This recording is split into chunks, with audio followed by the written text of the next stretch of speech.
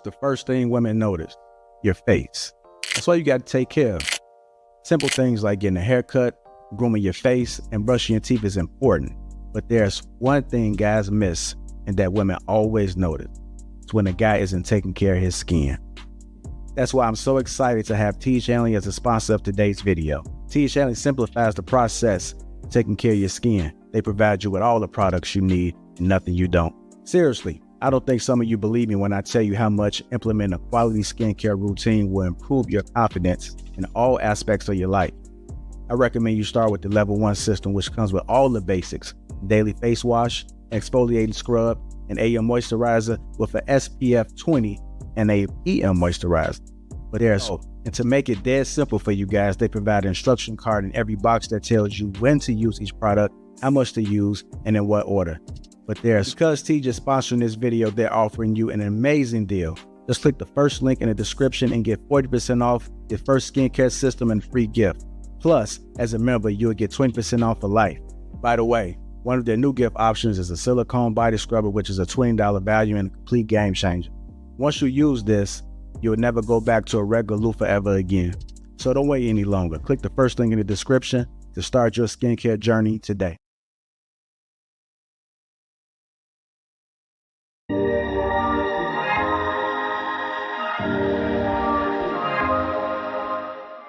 Go time.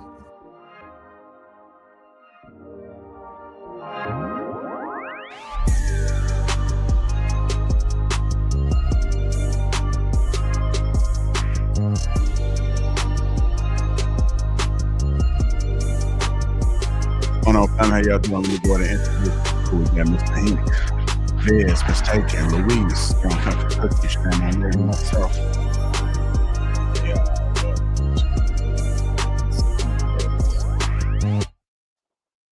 What's going on? How y'all doing? I'm good. Good. What's going on? What's good? What's happening? It could be a lot warmer. A lot warmer. It could be a lot warmer. Oh yeah, I think it's cold everywhere, isn't it? It is. It's cold in Houston, right? Cold in Atlanta. It was literally 80 degrees yesterday. And today I woke up and my windows were cracked because I like fresh air. Oh, you said cracked. Like somebody. Nah, I cracked my windows, not checking the weather, and I woke up in the middle of the night freezing. It's like 45 this morning. I was like, okay. What? I know Valentine's Day was right around the corner, so when you said cracked, I was like, well, okay. Must have been. No, that was younger years. I got rid of the stalkers. Oh, okay. Nothing wrong with that. Well, it's good to see you guys, man. Happy Sunday to folks. Football is over. The dunk contest was yesterday. It's the All-Star game is today, right? You watching? Yeah. Is that what they call that thing? I don't know, man.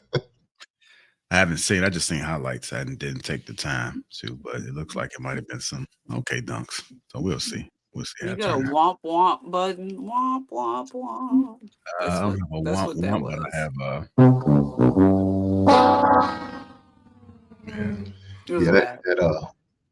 that little white dude from the G League. Yeah, that's right. That white dude from the G League, he won again, back to back. Yeah, no, I saw that, man. I saw that. I mean, I guess what makes it interesting is that he's shorter than the average. So you can actually won the dunk contest. Yeah, he did. Yeah. He brought out his inner. He brought out his inner Tom Chambers. That's an old name from back in the days. Some of y'all may not remember that. Yeah. Hey, shout out to the Short Kings. We are. Well, he's really not short. He's short for NBA standards, but that's okay, Viz. I know what you mean. Yeah. One on Ezra Swift, Lion Heart of Stone. What's going on? Dale Matthews, Fishing the Fit. Be Original. How y'all doing? Just highlighting some folks in the chat.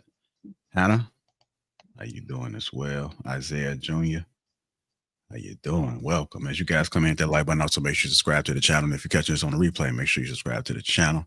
Good, great show today. Stop comparing, start living the pursuit of what others have in path to emptiness. I did run across this discussion with these gentlemen, which I thought they made some interesting points, and it'd be a great conversation for us. So I'm gonna go ahead and run this clip. Y'all ready? Good, Sharon. That dunking good? Or is it dunking in there? You just might be starting a little early. Hey, Shannon, is that a Montserrat behind you? The plant. Yeah. Looking good. Man, that's an elephant in plant. Don't believe ever is. I don't think it's an elephant. I don't think it's an elephant. I know what he's talking about. They kind of look similar a little bit. Yeah, they're a little similar. Yeah, elephant. I thought did the big was like one round big one, right? Yeah, that's not an elephant ear. Oh, yeah. And now you're gonna come to your girl's defense. Ain't that a bitch? No, we grow We're them. not plant experts. We have them in our I do backyard. remember it starting with an M. Shout out to the planet first, man. I would have not Sorry, guessed Marlo. any of it. So it seemed like you guys know what you're talking about. I would have just thought it was a leaf that had some grooves in it. But nevertheless, let's go ahead and get into it, man. We're running this. Been by myself. But what happened was I got sick about 4 or 5 years ago. People didn't even notice. I got really, really sick. They could never find out they still haven't found out what was wrong with me, right? And I looked up and realized I didn't have children and I didn't have a lot of sustainable relationships. And it bothered me only because I thought that I wanted what other people wanted. But what I had before was real peace. In our loneliness, sometimes our faith, and we don't know it and we don't connect it to that, it's actually bouncing back and forth because we start wanting some of the things of the world. That's good. That's good. But spiritually, think how powerful it is when we don't really need nobody but ourselves. I just told you this. Yeah. If loneliness is a problem, then schedule your friends like you schedule a business meeting. Schedule time with your mother the same way you schedule going to see that lawyer. Yep. I told him, bro, if you got your friend, put them in the books. Yep. Put them in your phone the same way you prioritize other things. When I started prioritizing my mental health, when I started saying no and being okay with it, some of that loneliness went away because I put time into relationships.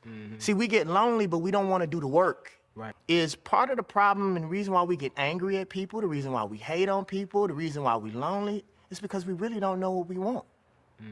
How can God bless you with anything if you don't even know what you want?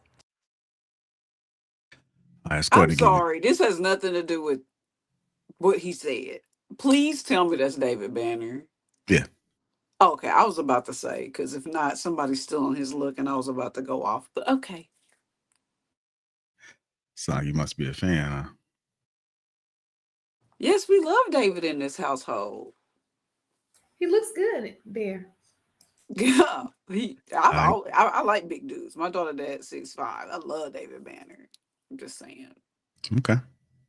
Well, let's see if we can unpack some of the things that he said and try to transition a little bit away from his appearance. But shout out to David Banner. That was him. He did mention about people being in a singlehood, so to speak. He also talked about how people are focusing on self, but they're not doing the work. And so let's just open that up a little bit, man. Go ahead. I'm gonna start with you, Shan. What were your thoughts about what was said? Well, that's not what I got at it, but some of the things that hit home for me, if y'all hear my little alarm going off, please excuse me because it's but anyway,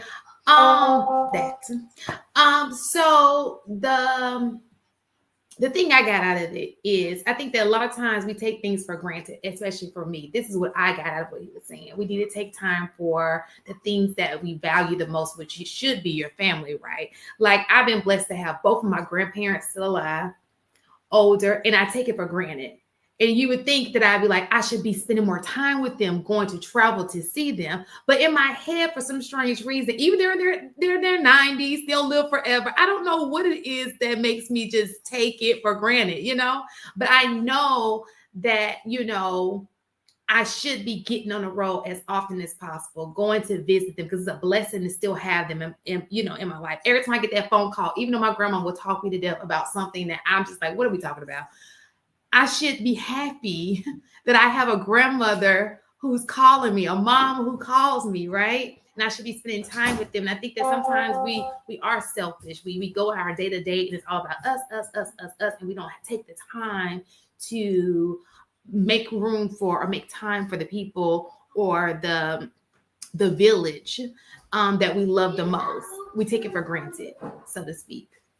That's what I got out of what he was saying. Okay, I'm gonna go to you, Hink. I know he's mentioned that true happiness blooms from within through deep self work. What are your thoughts about what you heard from David Banner? Yeah, I mean, if that's, you know, that's where he's gonna find his peace. I mean, I understand that. I mean, you know, that's his way of moving and operating. I understand that as well. But you know, individuals, we all that's what makes us so unique, because we all as individuals, we all move and operate differently. Now, me, I couldn't imagine me not having my kids or a wife or a significant other, whatever title you want to give your person. I can imagine that. You know what I'm saying? I love being and participating in my kids' life, my granddaughter's life, you know. So I could imagine not having that. And then when my time on this great earth is gone, I want to make sure, you know, I continue the blessings. I don't want it to, you know, go with me. Because where I'm going, they can't take it, I can't spend it. You know what I'm saying? So whatever means and things that I've accumulated over my time period, I want to share it, you know what I'm saying, with my son, with my daughter, my granddaughter, or any future grandbabies, you know. So yeah, I enjoy that. And as far as like what he's talking about spending time, you know, I think a lot of us take life for granted. You know, tomorrow's not promised, man. Shout out to UGK, man. One day you're here, the next day you're gone, man. You never know when your turn gonna be. You know, this it's sad that I'm at that age where, you know, I thought it was kind of funny. I used to see my mother, my grandmother, always looking at obituary in a newspaper. Now I'm at that age. I understand. God damn, it's crazy to even say, but that's reality.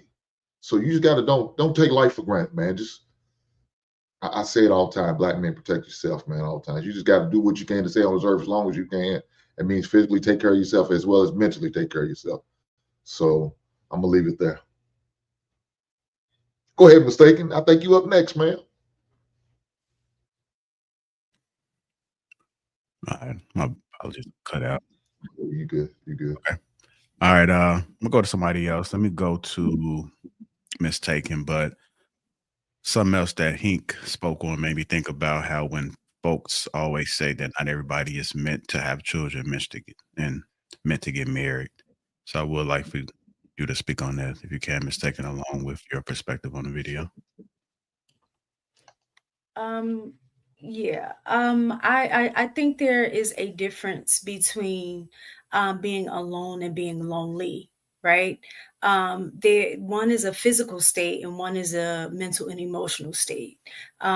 So being physically alone, I think at times it is much needed. Like a lot of times being in solitude, like they talk about, a lot of time Jesus spent a lot of his time in solitude, praying, meditating, things like that. So being alone at times is very necessary to unplug from everything and everybody, right? You need that sometimes to reset. It's the being lonely part that I think people struggle with, because sometimes you can be in a room full of people and still be alone, right? So it's the mental state that I think when people are talking about, you know, as humans, we're not meant to be alone. It's that deeper emotional connection that is needed for you to fully develop. So I think that is definitely needed. So even if you don't, let's say, have a significant other in terms of a partner or getting married, your life can still be fulfilled by the other relationships that you are deeply connected to. And that helps with the not being lonely part, right? Because not every woman, even if she wanted children, may be able to have children. So that doesn't, or even a man, he may find the woman that he want children with, and only to find out that he can't produce children, right? So that doesn't make them any less valuable in terms of the deep connection that they can have within a relationship, right? And I think too, with what David Bannister said, is finding time to make those relationships, to form those deep connections with people that you do care about, because we do have a tendency to take things for granted. We, prioritize other things. We might prioritize our jobs, saying that we're doing this for our families, while at the same time not spending the time we need to or investing in our families that we need, right? So I think that is very important to what he was saying, is that making the time to, build with the people that we care about and not take them for granted. I'm going to go to you, One Country Cookie. Pursuit of what others have is a path of emptiness. Go ahead. What are your thoughts about what's been said? Pursuit of what others have is a path of emptiness. Mm-hmm. Oh yeah. Well, yeah, I think everybody has to walk their own path. Just like I feel like when it comes to including people in your life, if you care about somebody, make sure that person cares about you too before you include them. Because what I find is that a lot of people include people in their life that have no business being in their life. And I see this on the outside looking in, and I'm like, I know that's your cousin, maybe even your brother.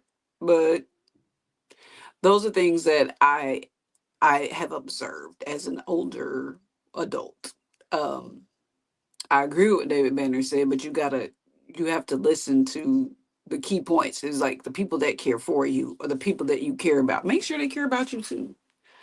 And as far as following other people's path, I've never been that person. I'm always going to do what I want to do that's good for me. And if I'm with someone, what is good for us and the child that I brought onto this earth.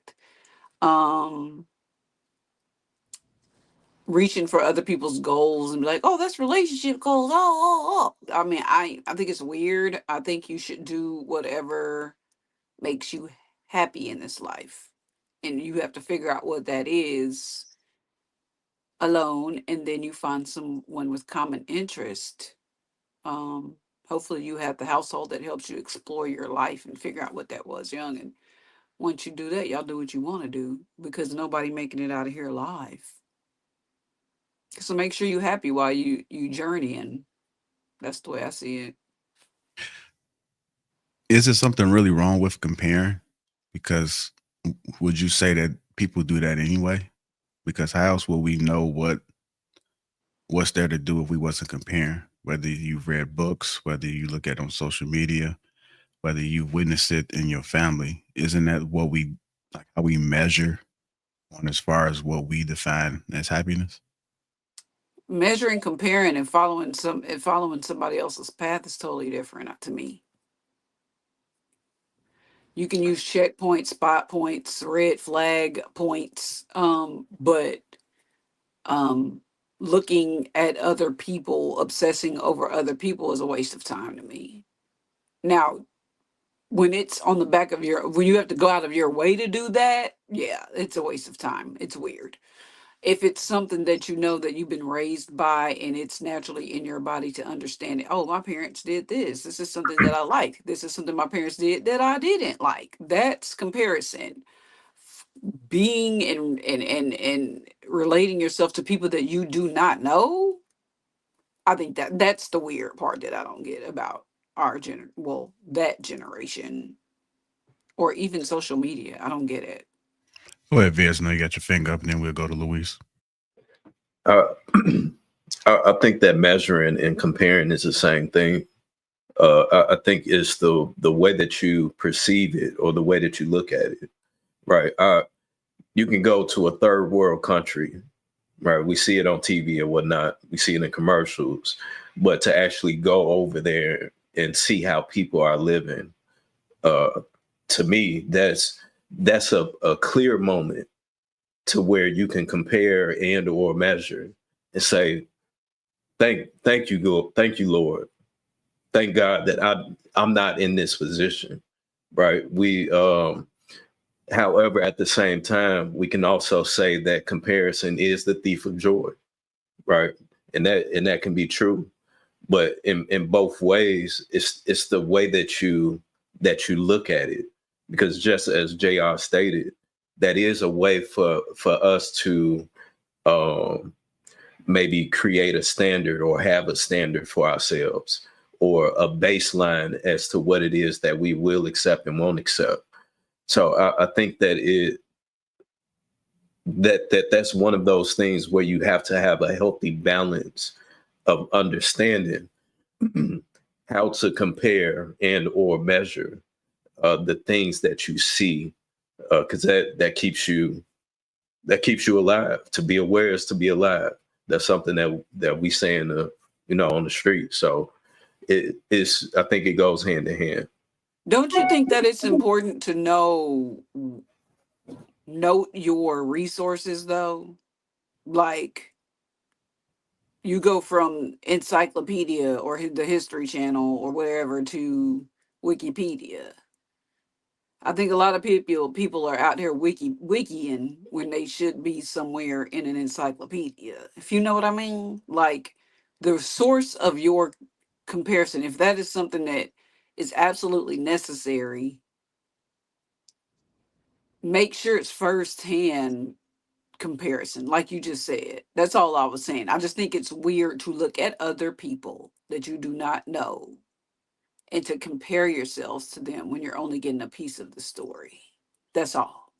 Like, it's in following other people's past. Like, I'm gonna do exactly what that person is. That's not weird to y'all. That's like the literal movie Single White Female. Like, that's weird to me. Everybody has their own path. I don't think that is weird, because again, as they say, there's nothing new under the sun.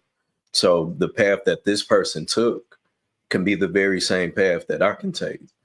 For me, growing up, I was into movies, right? My mom used to go to work. She'll leave us at home. The only thing that we did at one point was be in the crib with a carton full of movies, and we watching them motherfuckers all day.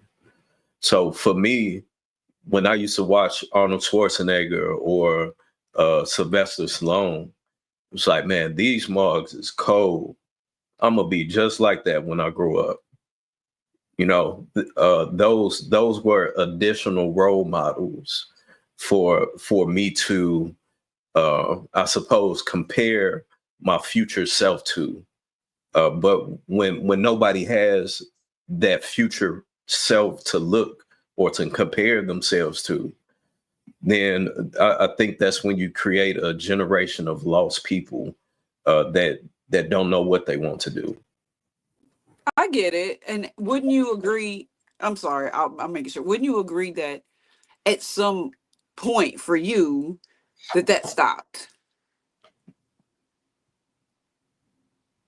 No. You don't feel like that was like childlike behavior? Not at all. Okay. My 38-year-old self now, I'm looking at men that are 60, 65. Okay. Well, what type of life are they living? How is it that they play a factor in their family, to their community, their society? That's how I find my path, but still be able to create my own path, if that makes sense. Yeah, no, now, I get it. Yeah. So no, I'm not gonna ask it. I understand. Never. Huh? No, I'm open. Go ahead. So okay, I was just wondering, like, is that because there's nobody necessarily in your family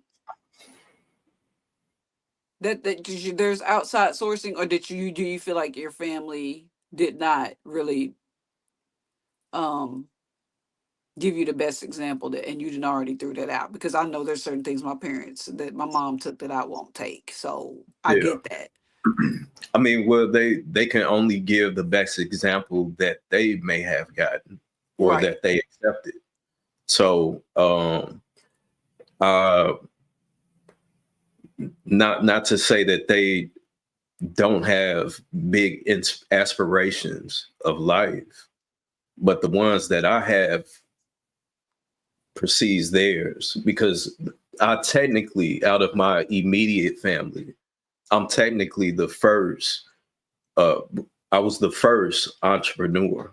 I was the first person that walked away from getting into the corporate space, or as my mother used to say, getting a real job. Right. I was the first one to do that.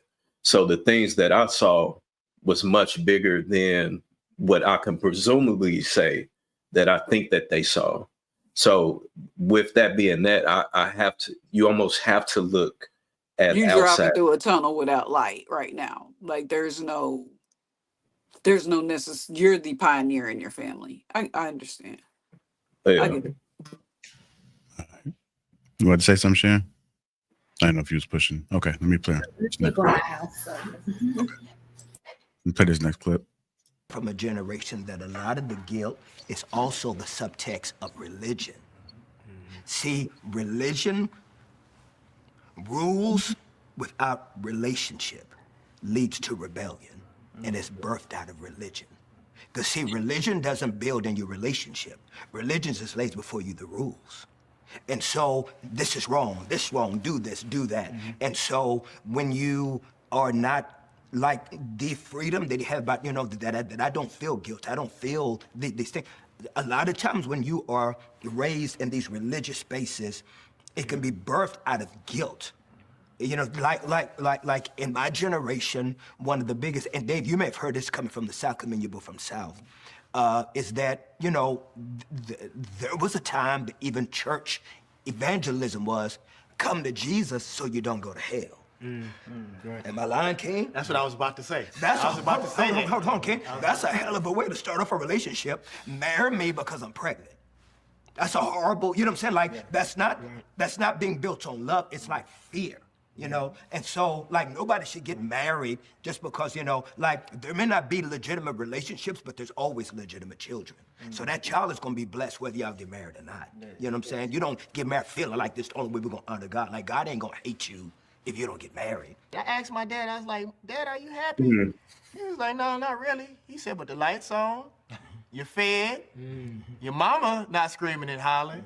He said, I'm at peace.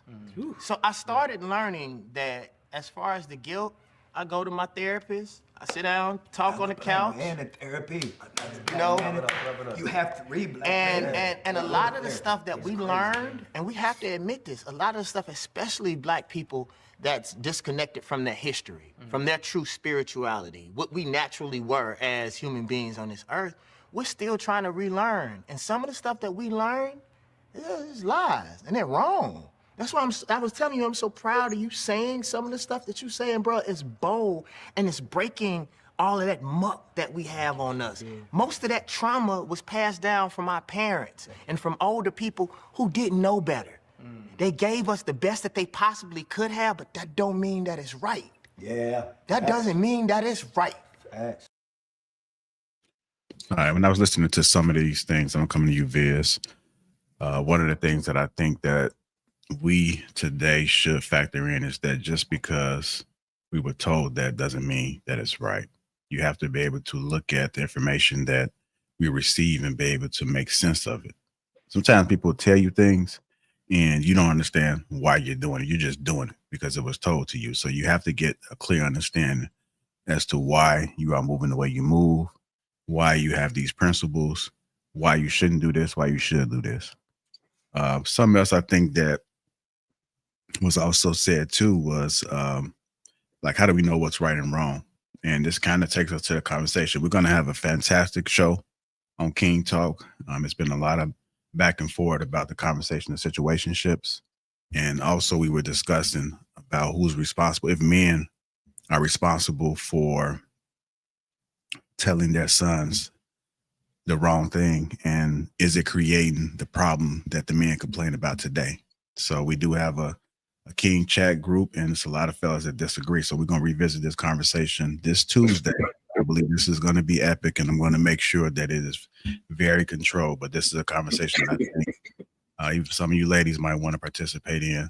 When I say participate, I mean just watch it, because there's a lot of things may just be open about how men think and if this could be the root of the problem. But one of the questions that was posed on that last show was like, where do we get what's right and what's wrong? Some people have a 1 foot in and 1 foot out when it comes to the Bible. Some people use Bible principles when it's necessary for them to prove their point, and then the rest of it, they just throw it out because they want to do what it is that they want to do. I think he made something that was interesting too, because he said that religion doesn't make relationships, but it just highlights the rules. What did he say with that? Did you guys hear that part? Yeah, I heard him say it, but I don't remember what he said exactly though. Yeah, which kind of makes me think that you don't have to like the Bible, but understand that it does have some principles that apply. And so even if you hear some of these principles and it makes sense, then they're just principles. You don't have to follow it, but logic makes sense. If it's logical and it makes sense, then I don't know why you wouldn't factor that in. You don't have to believe in it, but just put it up in your toolbox or your tool bag, and then you may be able to use some of those things. But let's go ahead and open it up. Go ahead, Viz. Yeah, I had wanted to address David Banner's first statement too. To me, and I don't know if anyone else heard this, but to me, it sounded like he may be or may have been running from something. Because the only way that you would look up and say, damn, I don't have this, I don't have this, I don't have this.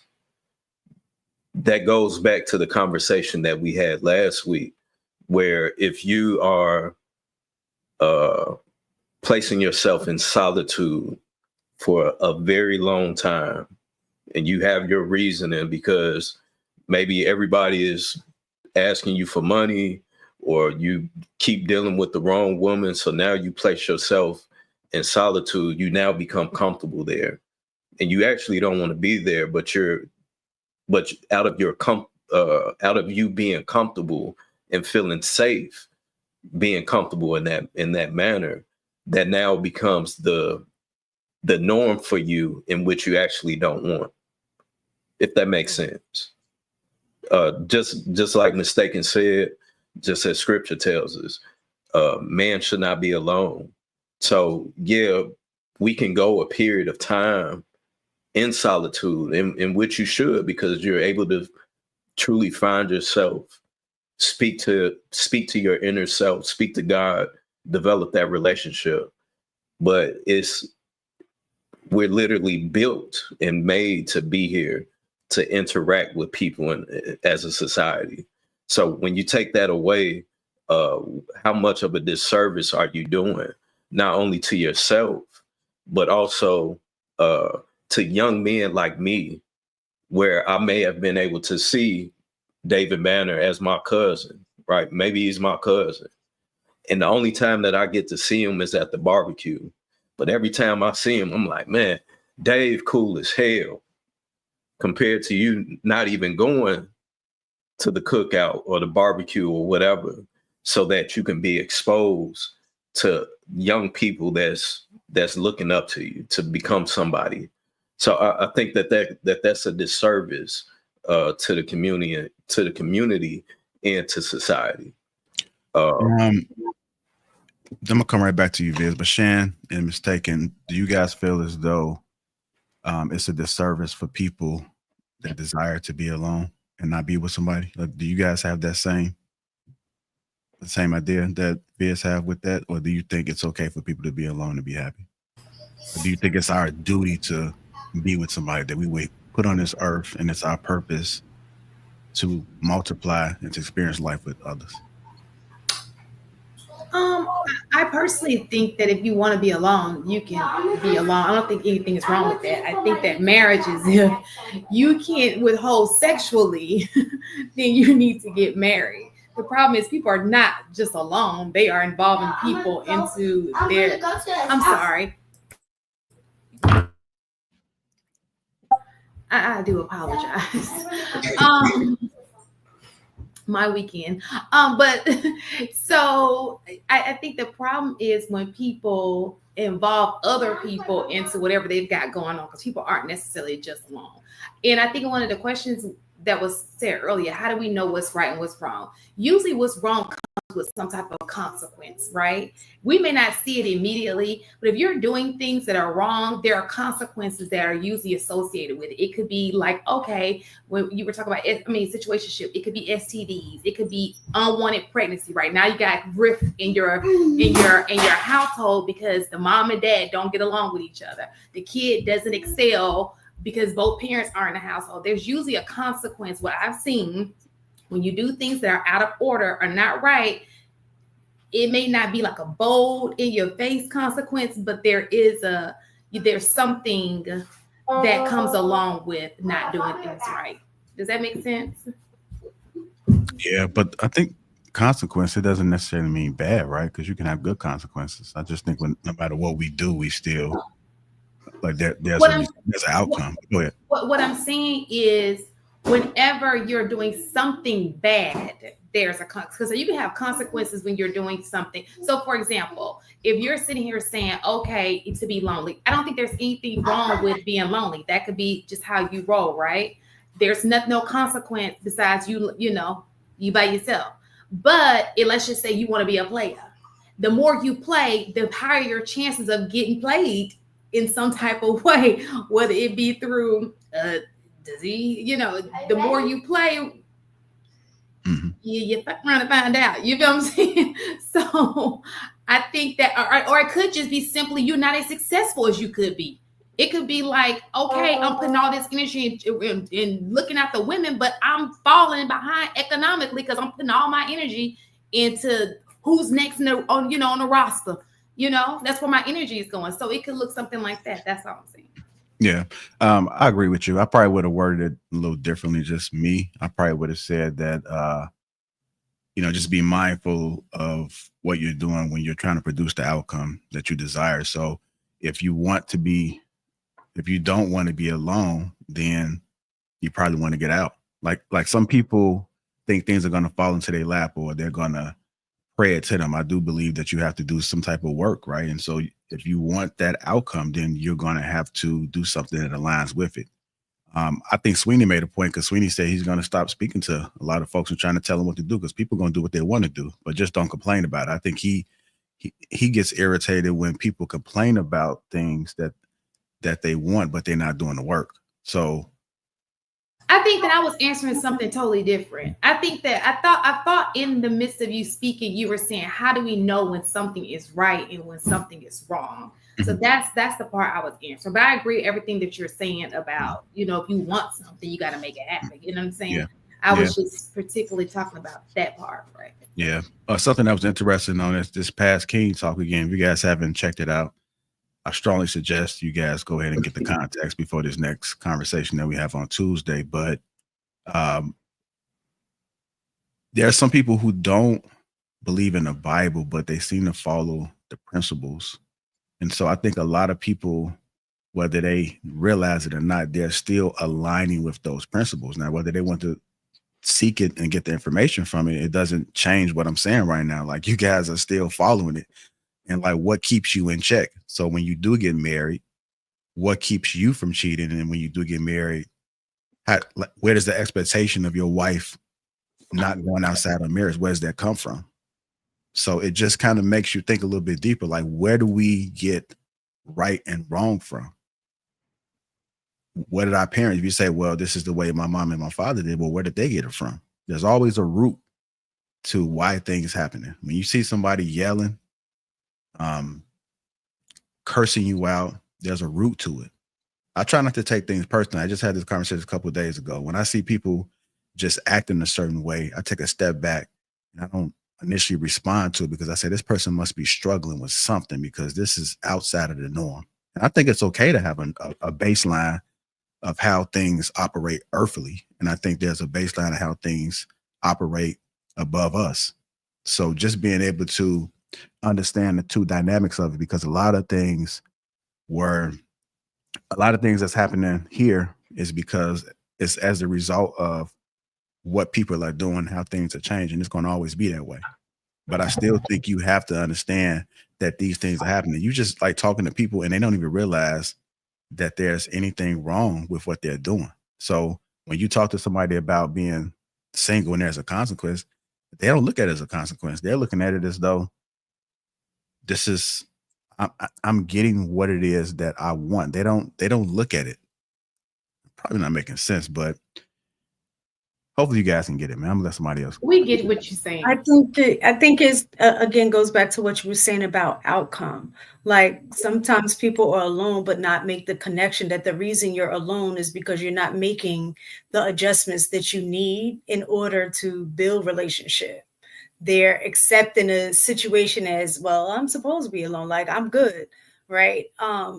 But the right and wrong ideology is exactly kind of what I agree with what you and Shan was saying, is that that's going to determine what's right or wrong. Is it aligning with the outcome you want, right? So, and and again, I think right and wrong could also be subjective, because everybody's idea of what they want their outcome to be can be different, right? So you have somebody that could be a drug dealer, right? And they're trying to get at that money. The outcome is they're getting at that money. So for them, that outcome might be right. But from somebody else who understands that's illegal, you shouldn't be doing it, they're going to judge that as wrong. So it all, I guess, can be subjective in how you look at it, right?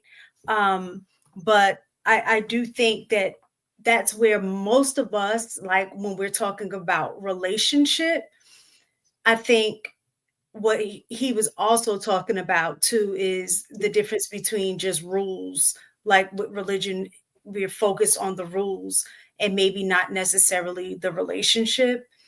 Is that when people are coming together to build relationships, a lot of times in these conversations we're always hearing about the rules of what we want the other person to do, right? Oh, as a man, my lady, she better be submissive. She better, be able to cook. She better be, all of those things, right? We'll say those are the rules or the roles, right? And as a woman, oh, I want him to, he better make six figures or whatever those things are, right? But none of those things have anything to do with relationship, like building on a relationship that's going to truly set a firm foundation to build a healthy relationship. Because in any of those things that we're talking about with the rules are always going to be broken at some point. It may not be all the rules. It might be a rule this time or that time. But if you're not building on the relationship part, it's hard to move forward when all the rules are, or when you feel that the rules are broken. And I think that's kind of how the purpose, I guess, even if you're not religious, but you understand like the concept of Christianity, is that is kind of what God gets at. Like there are rules, there are expectations that he have of us. But there's also the expectation that he knows we're not perfect and we're going to break the rules or we're going to fall short. But then there's the relationship that you have with him that will always put you back in the position to say, I'm going to continue to move forward to do better. But I don't think we give each other that grace because we don't focus on building that kind of relationship with each other. We just want our needs met or our rules to be adhered to. What do you guys think about what AP said right here? He said, if I can get it to show, but he said right and wrong is definitely not subjective. What do you guys feel about that? True? I agree. I mean, right and wrong. I mean, I think how you do it may be subjective, but what's right, it can never be. I mean, it's I agree. I mean, when it's hardcore, like we all know that there are certain things that we can collectively say it's right, it's wrong.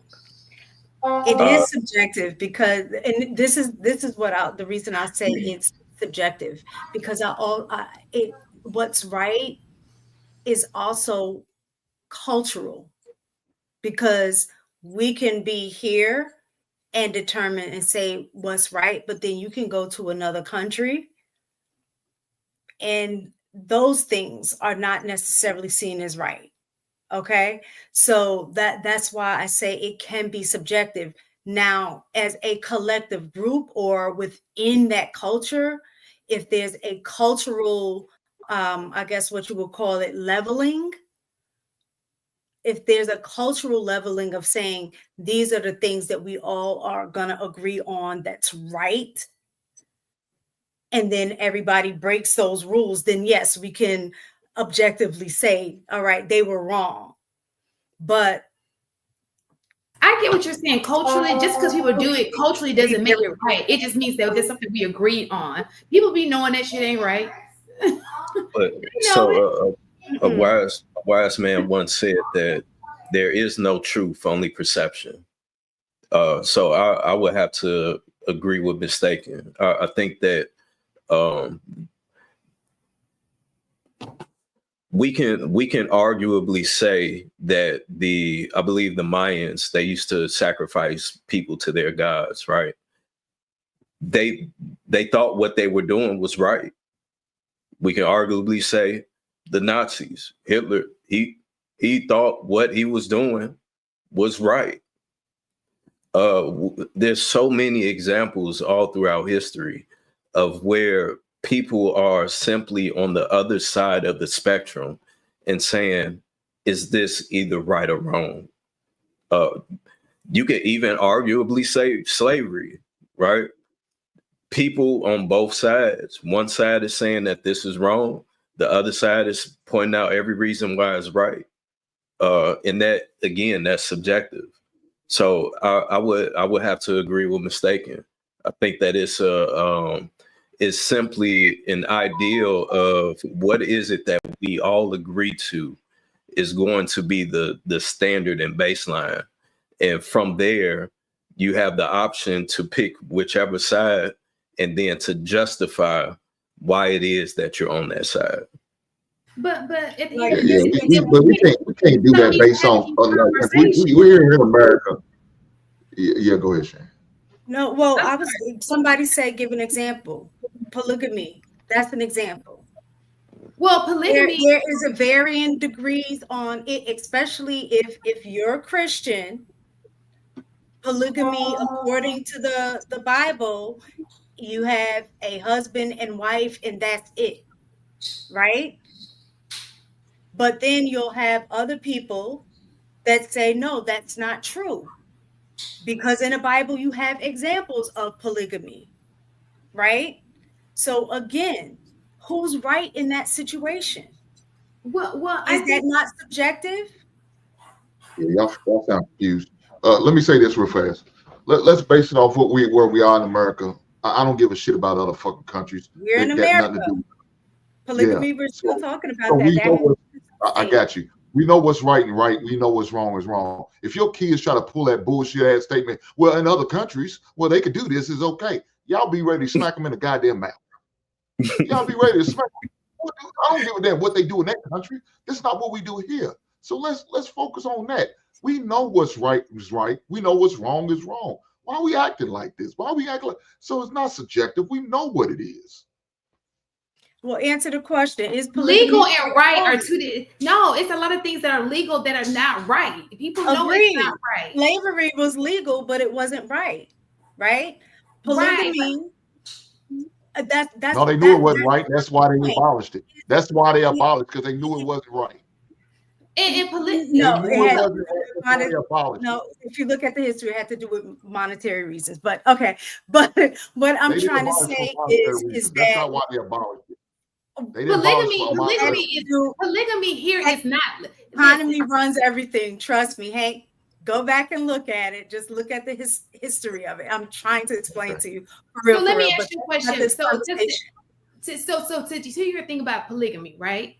It's illegal. So we have to do what you say do. But don't nobody, half of y'all got several women and men anyway in your life. You feel what I'm saying? So to legalize it and say you get married, I think that most people would agree if it was not in the Bible or if it was not legalized, we'd rather you get married to these people than out here just doing it free willy. You understand? At least be a uniform way of doing it. So if nobody cares if it's your business, but it's just legal.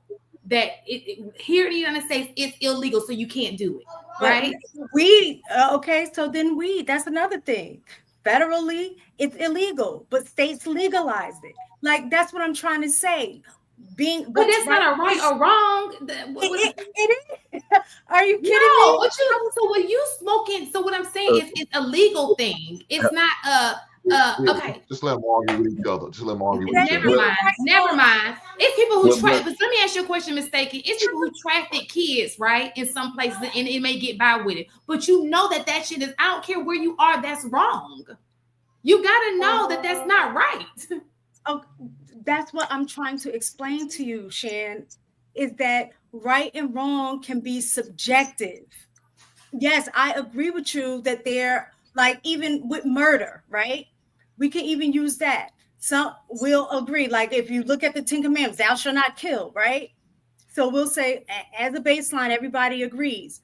But then people put levels to it. Well, if you kill somebody out of protection, then that's different than killing somebody.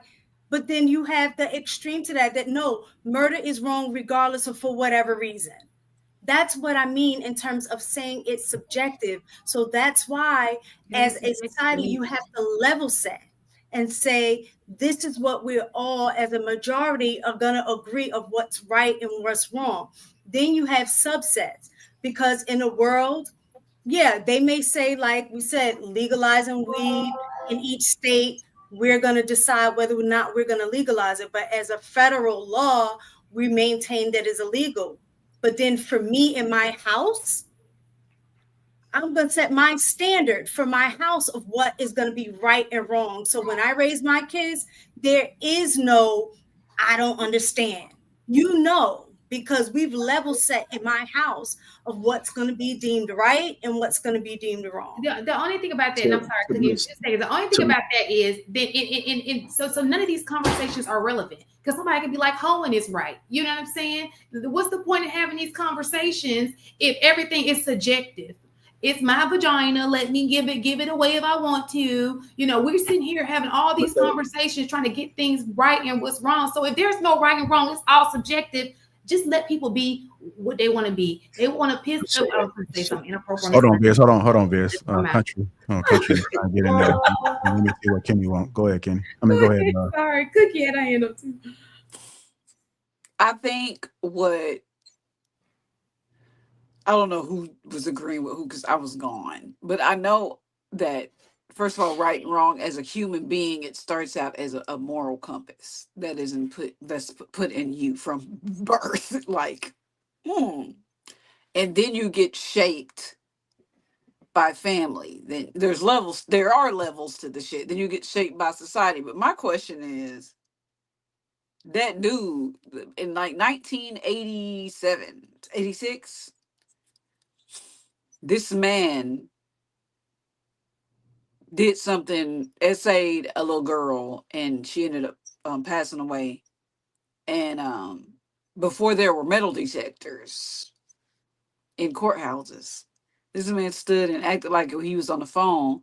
And when he passed by, that girl's daddy pulled out a pistol and took him out. So my question is, if is he wrong? That's all my question is. According to the law, he is, but according to my moral compass, but he didn't go to jail. Right thing.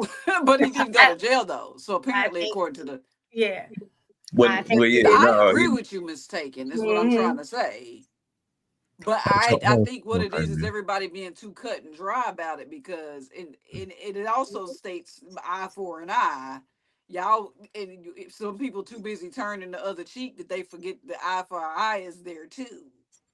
So I'm just throwing that out there. So it just does depend. It does. Let me get KP in there. Go ahead, Kenny. Peace to the panel. Happy Sunday. People pick and choose what they want to put their or plant their flag in. It's subjective. Everything is, depending on what you're conditioned to. And country, that was a little boy that got raped, and his father waited by that phone booth and put, as authorities brought him around. I remember that story. I can't remember the little boy's name. I'm listening to stories, and I have a bad habit of recalling what people say and how it spins the block all the time. We have conditional rules and regulations when we want to speak on these panels and the messages that we want to push out there. I can hear, oh, you should wait for marriage. But I know some people, they didn't wait for marriage before they had their first piece of intimacy. So how can you speak further on it and hold on that like it's some badge of honor? It's all subjective as for what you wish to live your life by. Hank, who I respect dearly, I have to push back on what he says. Oh, you're doing this over here, so I don't care about what's going on in the rest of the world. That can't be, because that's actually happening here, even though it's illegal. You was a man of a certain cloth that, you merited having women at your beck and call because you was a tall, handsome man, until you got the slap on the hand, realized, rethought life, rebranded yourself. Now you're a married man with a very beautiful woman, right? You say certain people, they don't believe in religion. They don't believe in God because too much people thump a Bible they truly don't understand. And they like holding it in people's face and saying that you're damaged because you don't abide by what I live my life by. You know what actually adds emphasis to what those people say is if you get off your square, you be heavy-handed with your words, you speak passionately, then it's mistaken as, look, I told you. Look at him. He don't even know how to control himself. He about to crash out. Ain't no woman ever want him. Ain't no man would ever want her. Making judgment calls on people, and you have not walked a foot in their lives and know their testimonies as for why. JR is correct. There's always something in the sauce. But do we take enough time and give people enough grace up on these panels to understand where they're coming from? Or the demons they battle every day. And the triggers that you impose on people, but you play with it. But then say, oh, I ain't doing nothing. I don't know why you're acting that way. I don't know why she's wilding out that way. I don't know why I'm being judgmental and causing her a Jezebel because I have a nuclear family and I don't know her struggles. But I want to be judgmental. I'll land my plane here. Lauren said it best. Everyday people lie to God too. So what make you think they wouldn't lie to you? I digress. All right, I'm gonna play this clip and then I'm gonna get everybody else involved. Times within our community, we sometimes feel the pressure to acquiesce to the patterns and systems of what other people do in their homes. It's that, but for example, there was a period of time within the Black culture that whatever was said in those local churches and local communities, those things permeated and dictated how people maneuvered in their home. Like whatever the pastor said, that voice of that pastor was even louder than the daddy of the house. Yeah. And so that in itself is problematic, because that father, by God's grace, is to be the head shepherd of that home.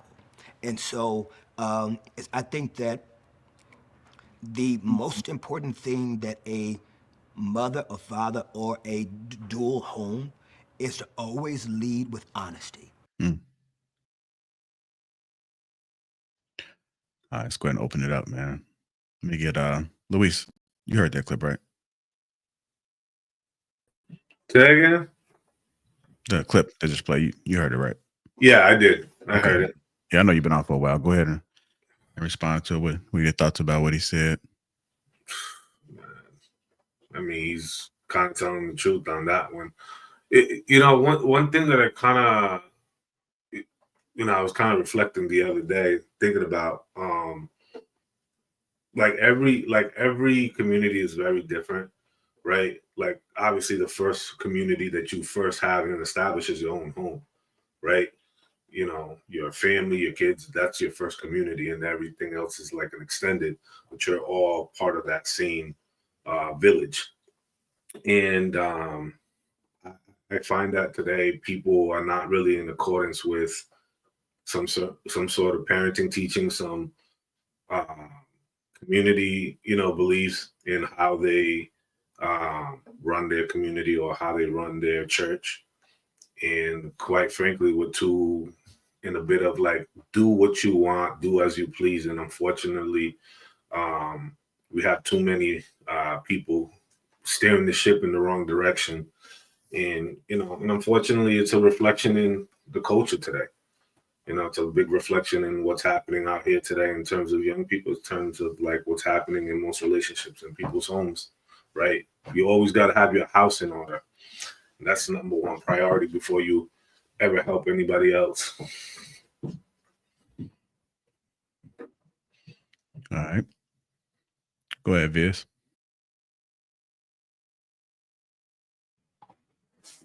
I ain't gonna lie, I had missed some of that clip, that last clip of Kirk. Yeah, he was just basically talking about how some of the loudest voices in the past used to be the pastors and things that were going on within the church. And towards the end, he just said that what people need to understand is they need to just preach the truth, the truth to the kids, the truth to the family. Oh, I find that interesting for him to say, and I don't know how far in between that clip and the last clip of you that you played, because on the last clip, he pretty much okayed people having children out of wedlock, right? He was talking about how you don't have to get married if you bring a child in the world. There was a point where that was a necessity. It was expected. But, he pretty much justified saying, oh, well, God not going to get upset at that. So that almost contradicts the very thing that he's talking about. Because if you believe in the Bible and you preach this word, right, and you have these morals and standards, then you're kind of going along with the secular thoughts that people have, much rather than sticking to the scripture. Before I'm gonna go to you, Luis, sometimes I want to ask you guys and kind of factor in, if you are a religious person and you do have morals, and I've been asked this question before, like if your son or your daughter decides that they are the opposite sex, like how do you go about that? Like what is the correct thing to do? Does that shape and shift how the outlook on how people look at the laws and they look at everything else when it comes to what's accepted in the society? You can go ahead and answer if you want to, Luis, and then. Well, I mean, just to answer that quickly, I want to go back to what Biz brought up. I've always said it, people today are much more fearful of man's law versus God's law, right? It's like, if I can't do this under this, God's protection, etc., I'm going to do it under man's law because it's a much more secular perspective and it's much more liberating kind of mentality, because there's a certain level that you have to be hold to. Viz, when you said something, it kind of reminded me of the movie A Few Good Men. There was that line by Jack Nicholson. He's like, I want the truth. You can't handle the truth. And that's just the reality of today. People can't handle the truth, because if I'm going to be a brother to you, if I'm going to be a community member to you, and I tell you, hey, bro, y'all out of pocket. Like what you did, that's just wrong. Or hey, what you said, that was foul, bro. You know what I'm saying? Like, hey, man, I see you, you know what I'm saying, beating on your woman. Yeah, that's not the way that we move. That's not the way that men handle their business. You know what I'm saying? But you can't say that without having offended them emotionally, and then put your life on the line because now that person wants to fight, now they want to kill you because they can't handle the truth that what they're doing is wrong and the way that they're going about it is wrong, right? And unfortunately, we are in a society that people are coddled. We are this society of young people are so coddled. You know what I'm saying? Like, look at the layoffs that are happening right now. People crying, you know what I'm saying? Like millennials and stuff like and Gen Zs because of what's happening, and as opposed to kind of rallying together and what is my next step and evaluating, the first thing they just do is just cry and complain. You know what I'm saying? Like crying and complaining in other parts of the world, because that was brought up earlier too. That's a luxury. Crying and complaining is a luxury in other parts of the world. They're like, all right, what are we gonna do about this? Like, all right, like this is a situation. Like, go get these guys. Like, we gotta come up with a game plan. This is what we're gonna do. This is how we're gonna move forward.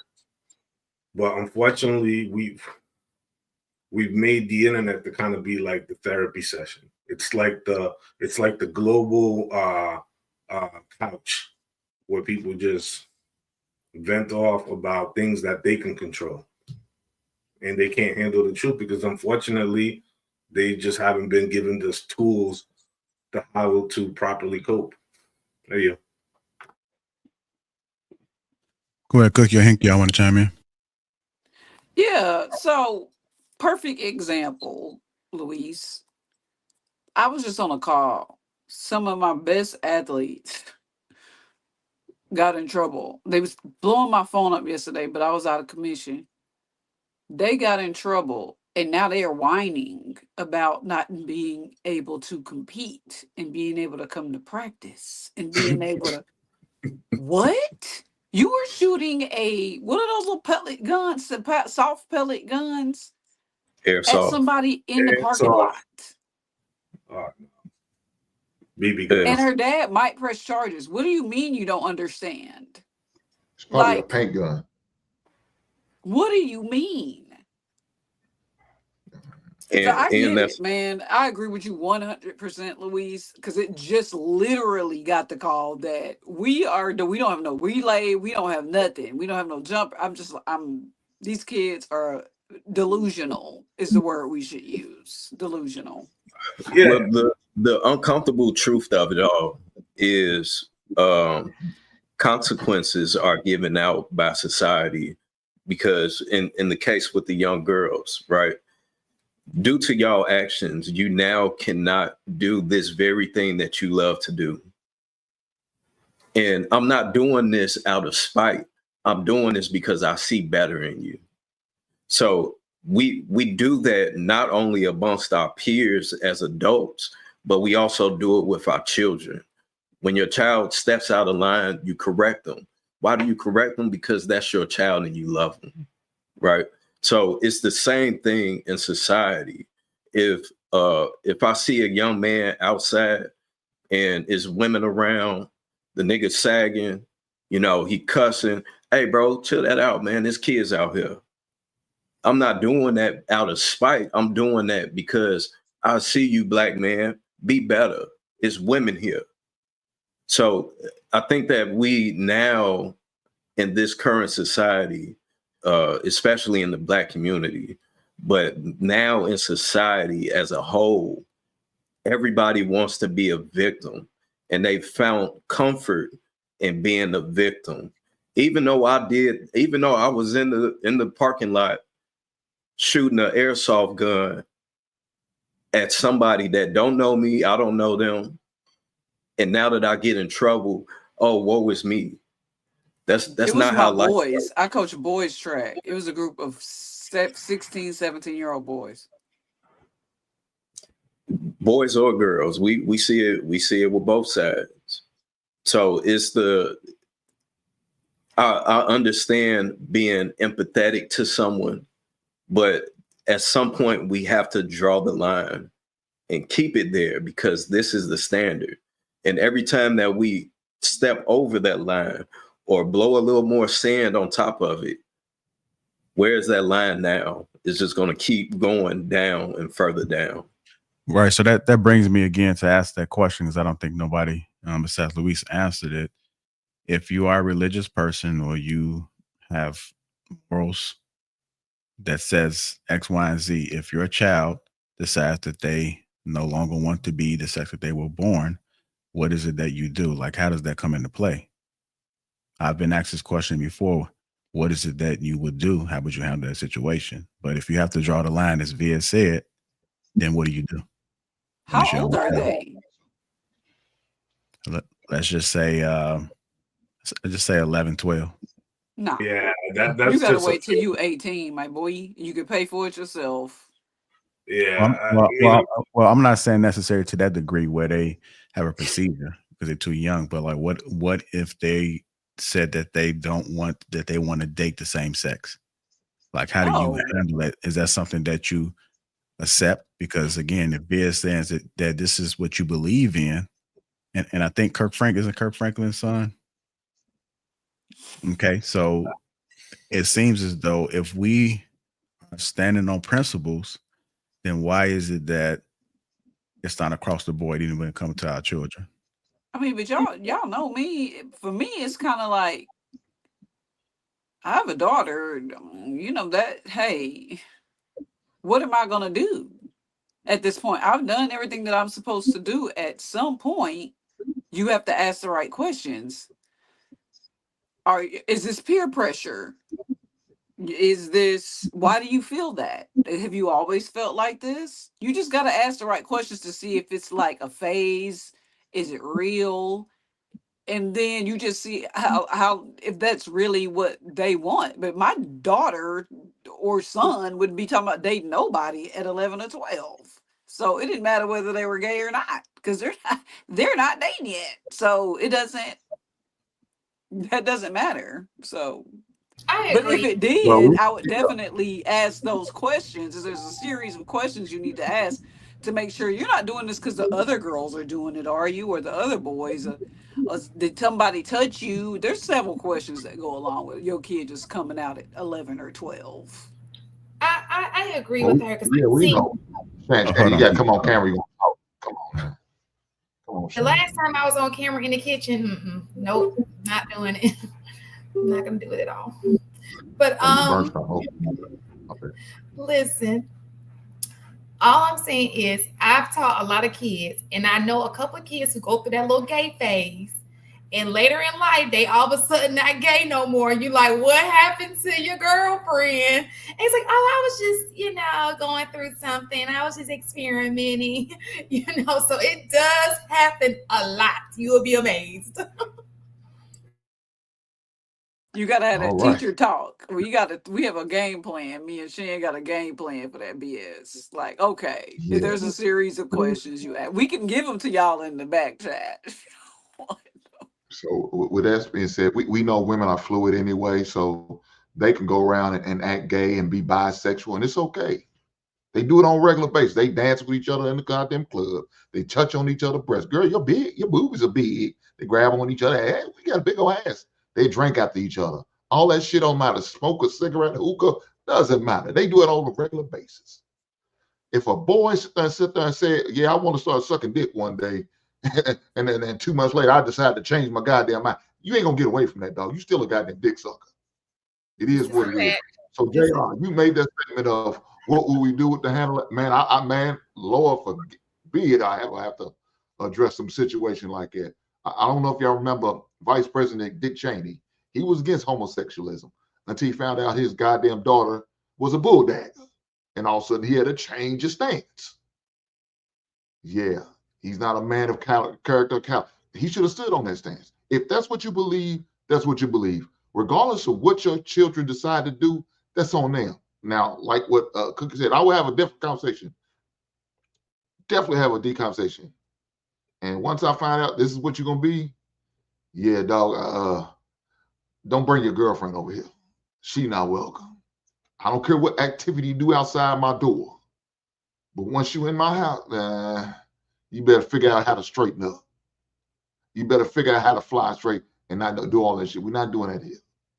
But daddy, you get to kiss on your wife. She's my wife and she's a woman. And it's not another goddamn man. We don't do that here.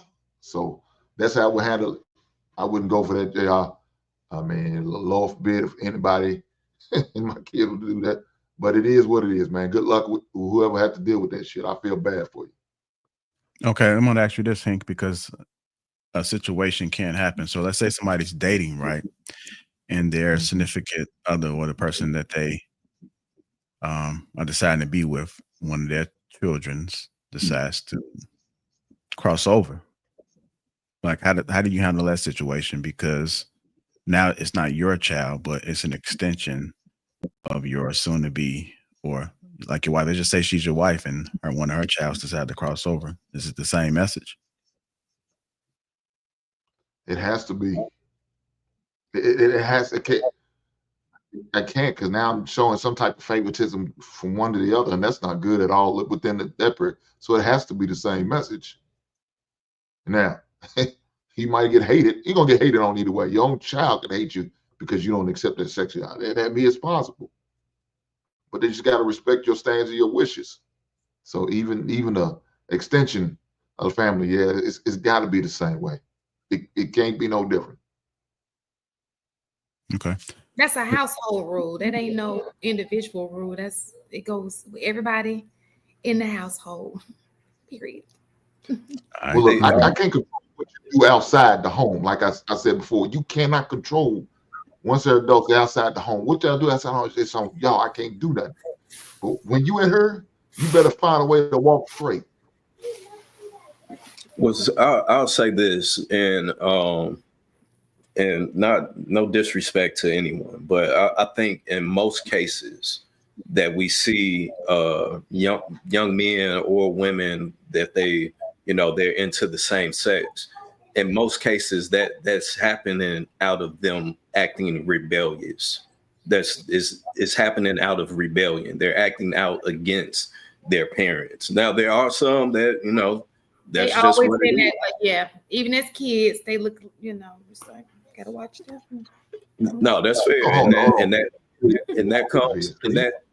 Them little boys start sucking dick because they want to get back at daddy. Absolutely, Is that bro. what you Jesus Christ, Lord. No, I'm just keeping it a buck, bro.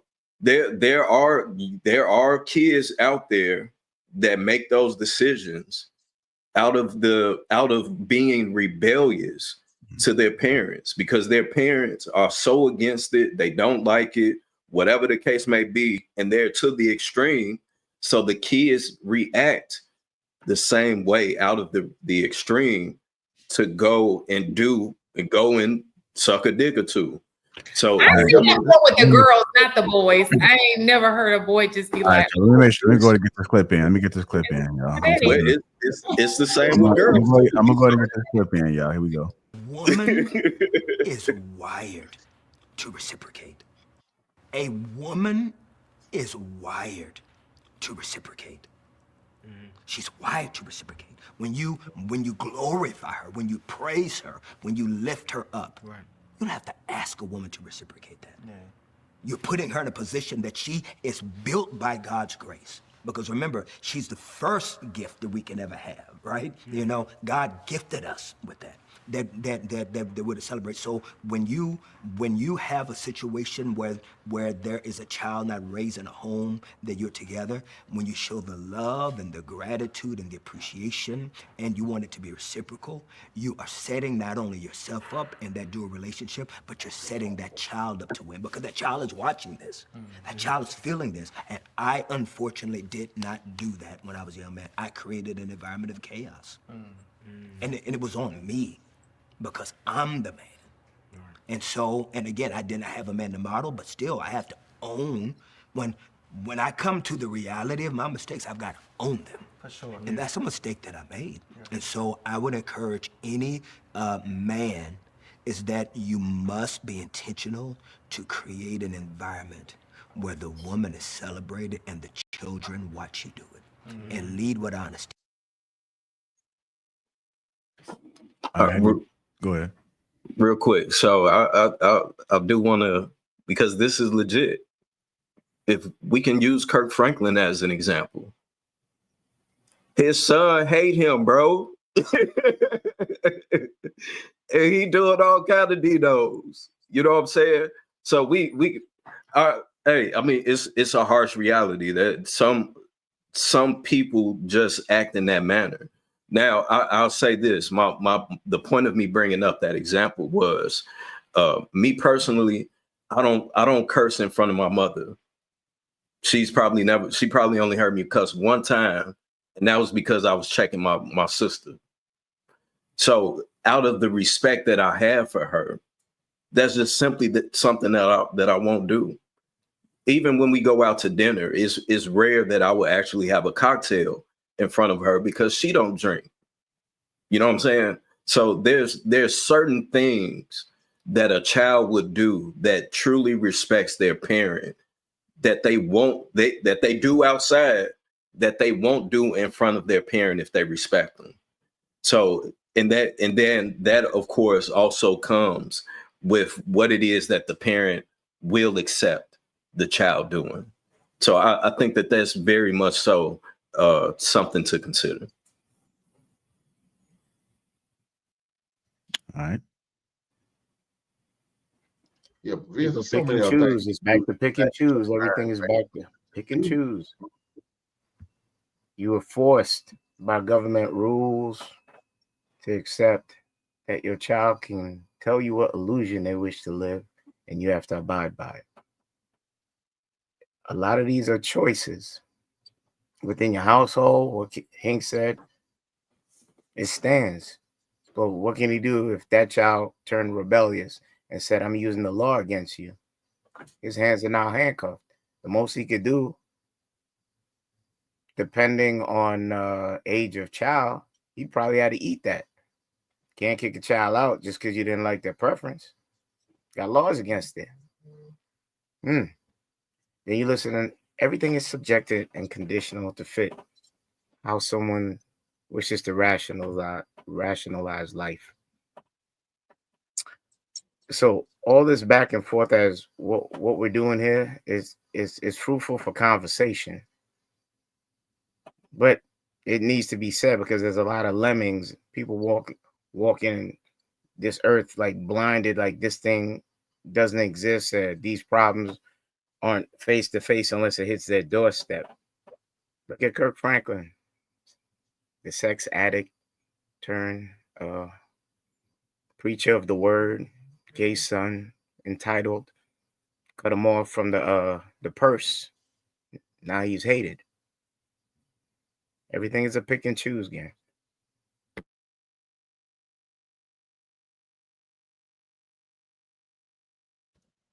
All right. Go ahead. He ain't lying because I'll tell you what, when we were growing up, there's always one, you know what I'm saying? We all got the same of everything.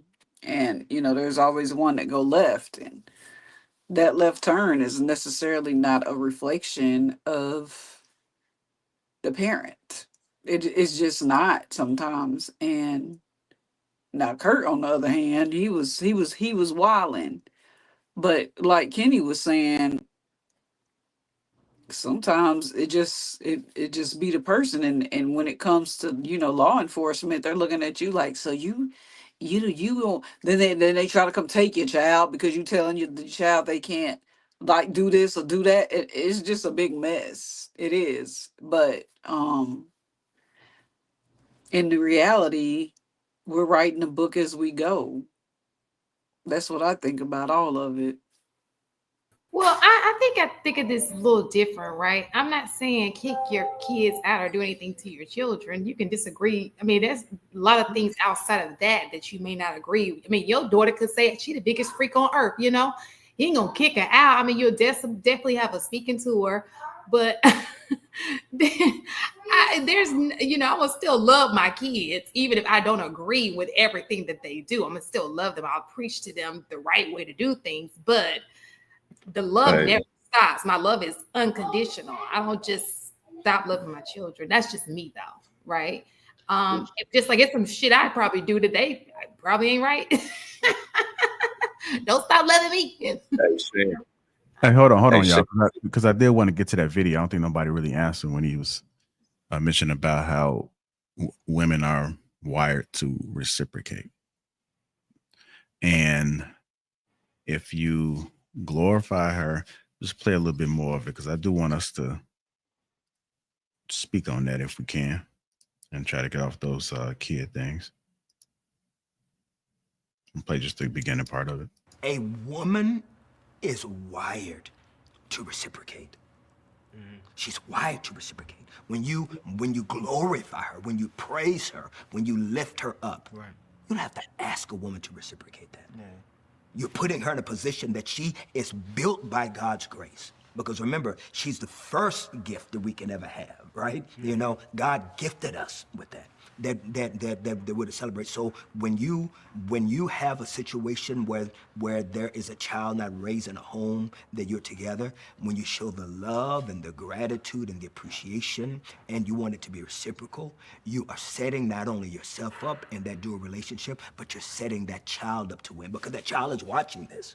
That child is feeling this. And I unfortunately did not do that. All right, so let's speak on that, man, because go ahead. Anybody want to chime in on that? I'll chime in. It's real fast. I agree with Kurt, man.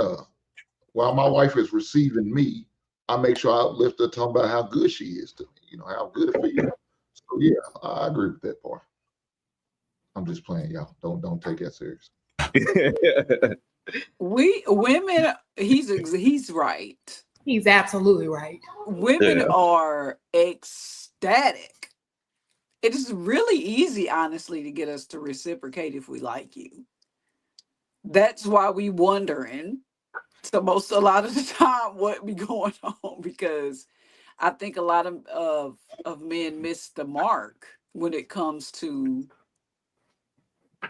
just making us feel like we're supposed to feel in order to reciprocate whatever it is that he need. It ain't always gotta be sexual. It's very fun when it is, but I'm just saying, like, you know, we don't go. But I'll tell you this: just do something we don't like. We'll be like, well, I don't know. I think the thing is, and I see the chat lighting up, but I think the thing is that men will invest that into the wrong woman, and that's the problem. I can say personally, out of the relationships that I have seen fail, I'll always, and especially at this wise age that I'm at now, I can see where it is that I fell short, to where, okay, maybe if I invested and did more this way, instead of doing it this way when I was younger, as I thought as a child, you know, but as I spoke like a child, I thought as a child, and now as a man, I act as a man. So now I'm able to see and understand the level of investment that it takes, and the truth of the matter that you reap as you sow. So as you sow into your woman, that plant is eventually going to grow to give exactly what it is that you're investing into it. So let me ask you a question. You know, based on what you just said, you know, that men, you know, pour all of that into the wrong woman. Can anybody here say that there are qualities in the attributes of your own mother that you will want in your wife?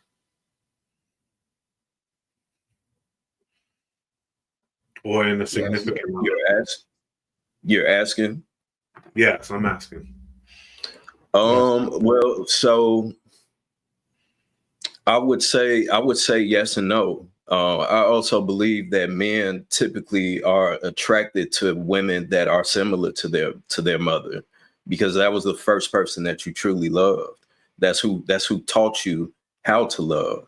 So I believe that most men naturally or instinctively gravitates towards women that are similar to their mother. Now, me personally, and not to speak ill on the relationship that me and my mother had, but we clashed a lot, you know, especially during my teenage years. But that's just who she is, because she got that from her mother, you know. So it's like one of those things that kind of passed down that me personally, I wouldn't want to deal with every day, but I understand how to manage her in those situations, you know. So if I do encounter a woman that does act in that manner, I already know how to handle her. If that makes sense. Yeah. So is it fair to say that since men's first love is their mother and they taught them all these things, and sort of along the way you experience the not so pleasant parts of growing up, right? And sort of, is there a correlation between men picking the wrong women because of the type of woman that they essentially were raised by? Here we right? go. Is there, you know, like, she done put you through the ringer, she talked to you crazy, or et cetera, right? And then you find a woman who actually loves you, pours into you, and speaks life into you, and you don't want that. But the one who talks to you like crazy and wants to dog walk you, that's the one that you pick. Yeah, it feels comfortable. It's exciting. That's how you feel loved. Yeah, for sure. So I know we have these conversations about, you know, fathers and, you know, fathers being in their child's life and fathers being a pivotal stone in houses. But can we safely say, for developing a fruitful and healthy relationship with a woman in the future, as you're going from a young boy to a young man, that same relationship has to be a healthy example of what that looks like, right? Because I'm seeing dudes who have never left their city, never left their block or their stoop or the state, you know, borderlines, all of a sudden be in different cities, all of a sudden travel. They went from the north to the south, right? And then they're experiencing women and they're like, oh, wow, they're like this. Like this is, it's a completely different species that they're running into, right? And sort of, they don't have that history of that, having that type of experience. And sort of now it becomes almost like a culture shock to them. But by math, can't we say that the same thing about women and their dads? You can, absolutely. You can make that the same argument. I wouldn't. Because I mean, my dad wasn't perfect, but I absolutely want a badass like my dad. Not necessarily a bad person, but I do want to feel protected. At no point in my life have I ever felt scared with the man that I grew up with. He wasn't perfect. He had PTSD. But what I chose to look at out in my father was the kind part of him, was the best part of him. That's what I took. And I think that's sometimes what men lack, the ability to see the good parts in their mom. And they just pull the negative and just remember the shit that made them feel uncomfortable. When on the other side, even if a woman's dad is here every other weekend, she's going to take all the great things from him that she remembers and apply it to men in her life. So either you have a girl that's good or you have a whore. I don't believe that there's in between for women. Honestly, y'all women can chop me in half if y'all want to. But as far as men go, I think it starts a lot sooner with their ability to choose women, because I've literally looked around my whole life, and I said this when I was like 30. I said these wigs are getting too common, and it's getting a little out of control. This fake shit is taking over, and I don't like it. And here we are. My homeboy, I told that you got demons, you a hater. He said that to me. One of my best friends I've known for years. I was like, okay, whatever. Right? Here we are at 42. Same dude, man. These wigs. I was like, no, because remember, I was a hater. So I guess what I'm trying to say is it's all full circle when it comes to life. I just think men need to stop being dramatic as young children and just try to remember when their mother was kind and start picking the women like that, opposed to the mean mama that whooped your ass, because everybody got their ass whooped.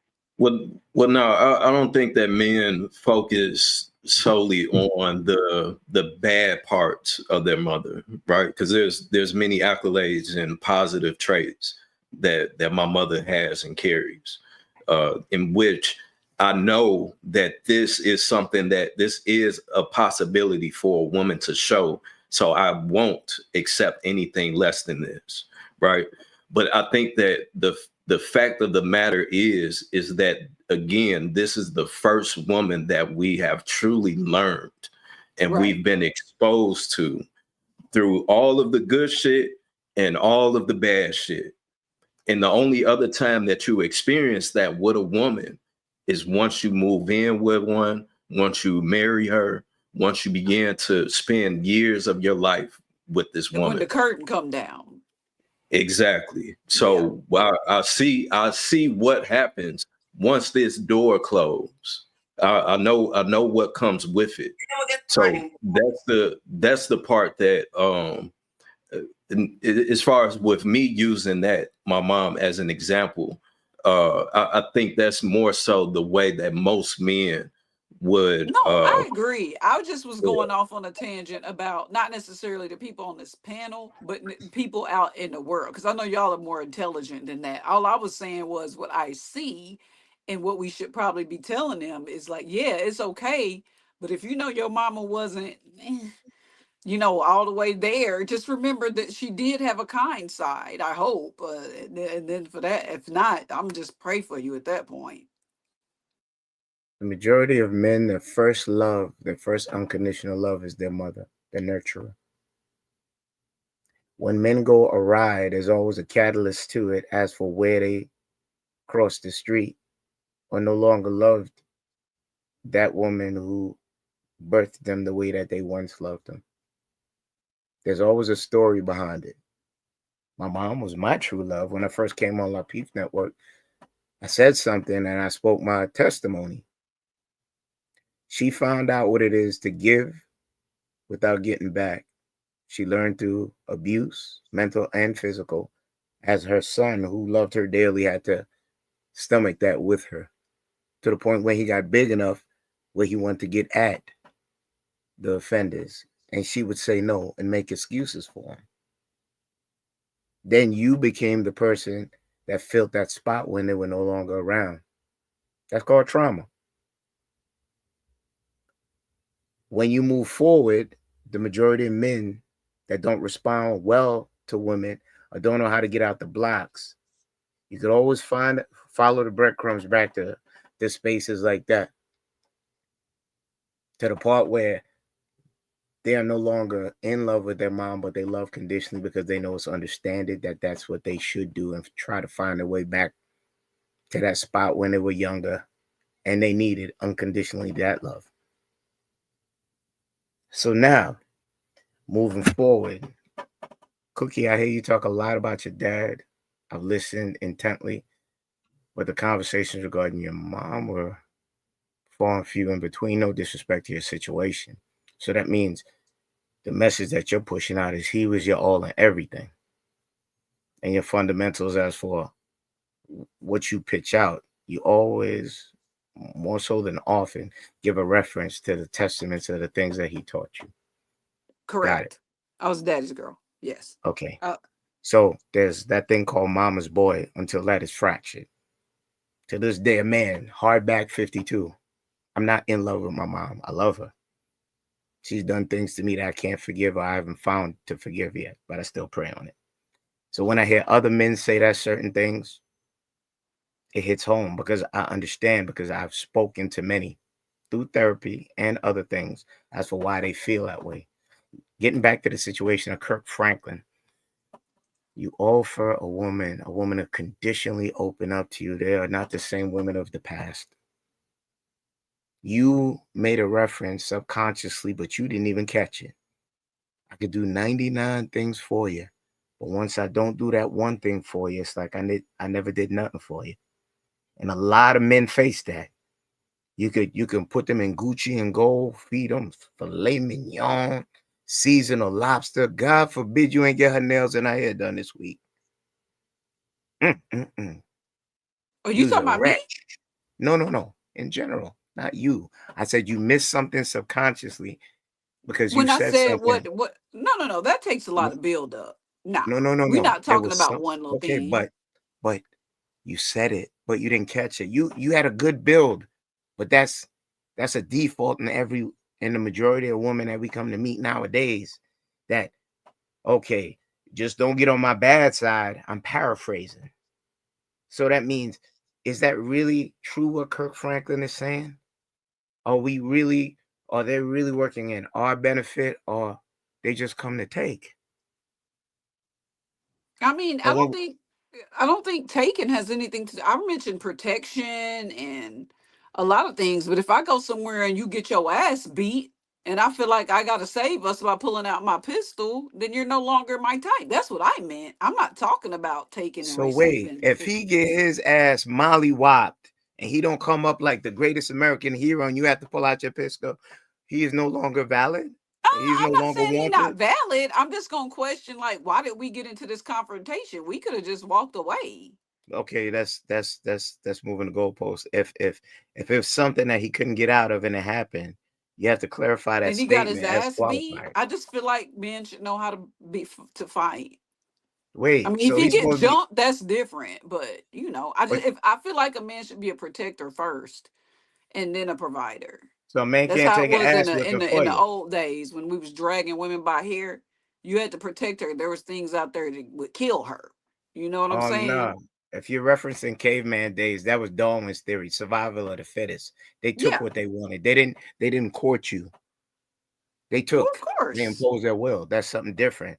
But the message that I'm trying not to subvert your message from what Kirk Franklin said about the conditional release that women give us that we don't see nowadays, that Lewis pointed out that, is conditional to a certain point. And we also talked on King Talk, the representation. Well, the majority of men find it so hard to open up and lay their heart in the hands of women that could weaponize it and also take their shit.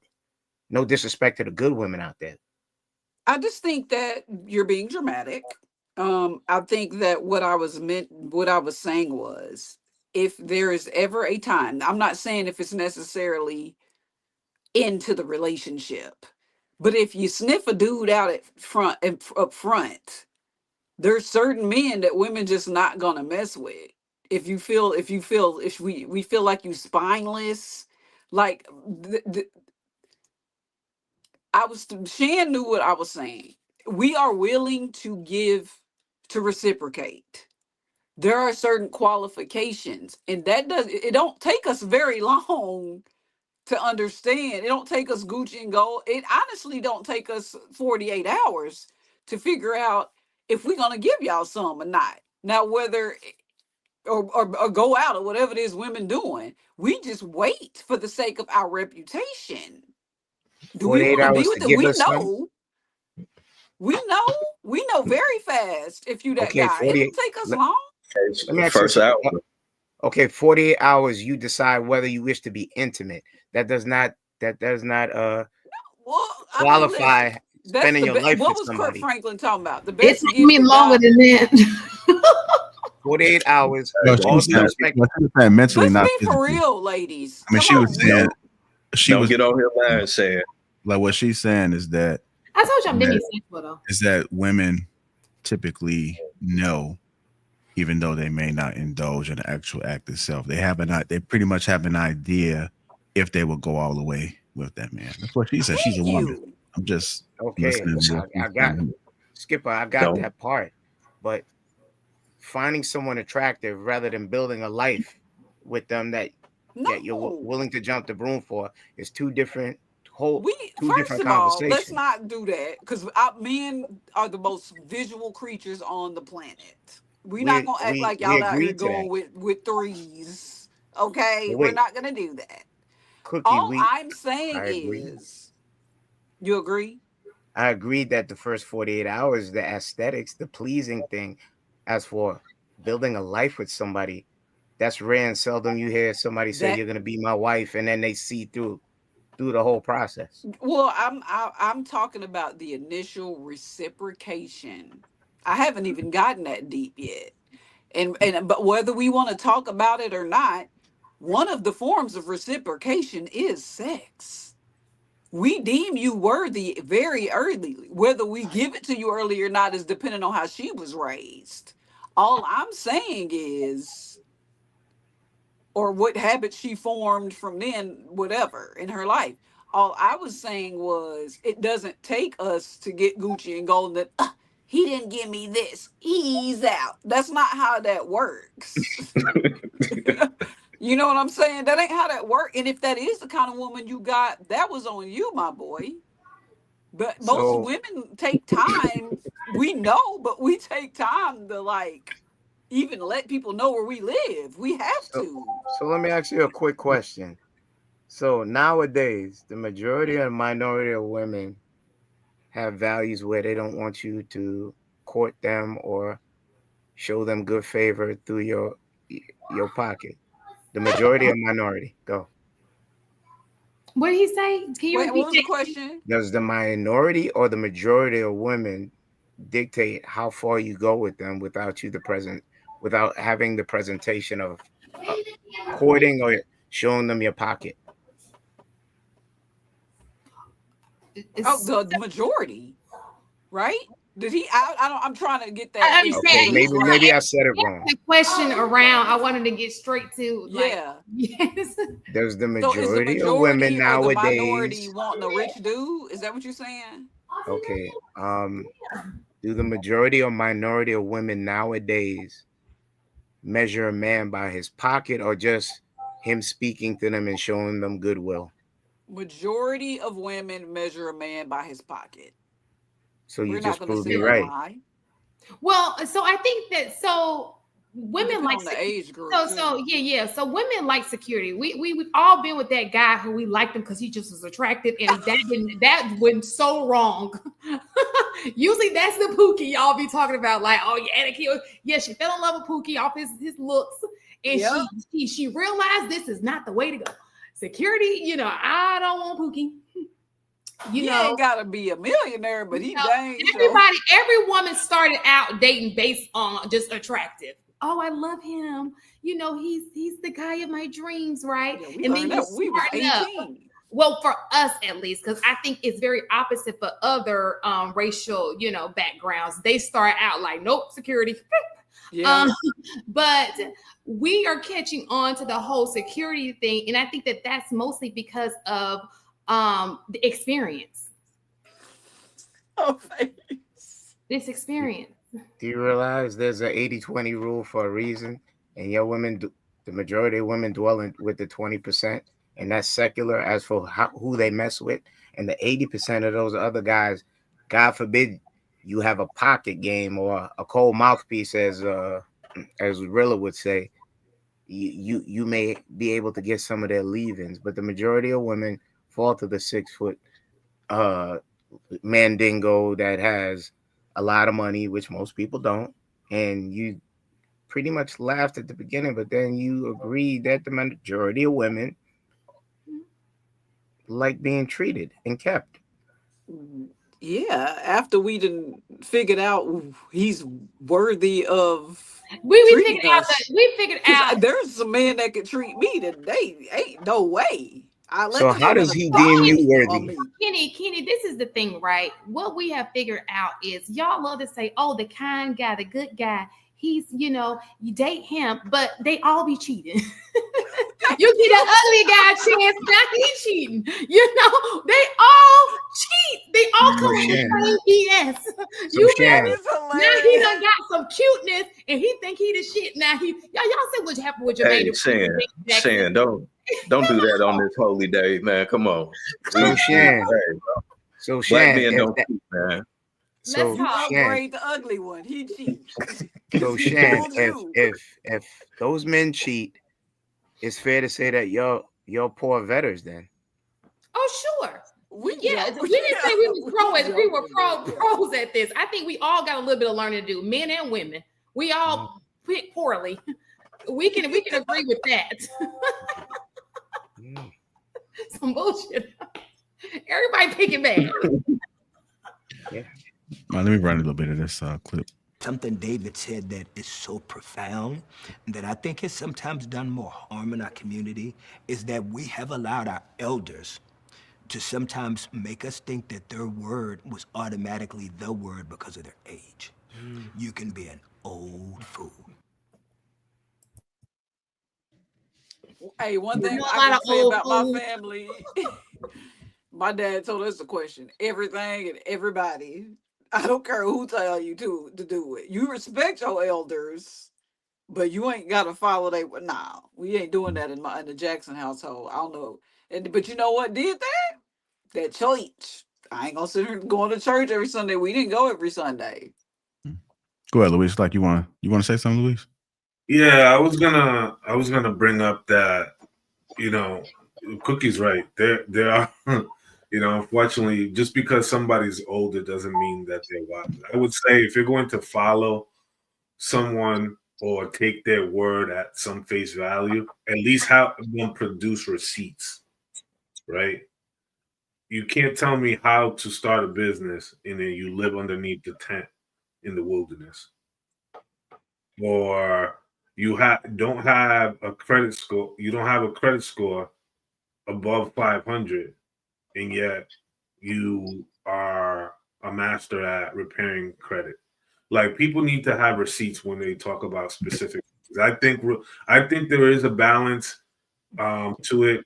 I think that there are certain things that people are subject matter experts, and you should always do your own personal homework and engage in conversations. But I think you should always take everything with a grain of salt. Yeah, even if they're older.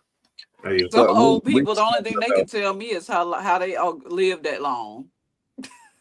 We this was a big part of the discussion on King's Talk Tuesday, and I get it. I agree to an extent. However, I think that you can always take wisdom from even an old fool, because if that old fool is telling you something, that may be the very thing that you need to not do. Or that old fool can even make you aware of the foolish decisions that he made. So when you receive information from anyone, you should do your own due diligence to say, okay, what makes sense, and allow for me to actually look into this, because it very much may be true. Luis brought up the credit score. That's fair. But a person could easily go from a 800 credit score and make a couple purchases, or have one bad year and drop down to a 560.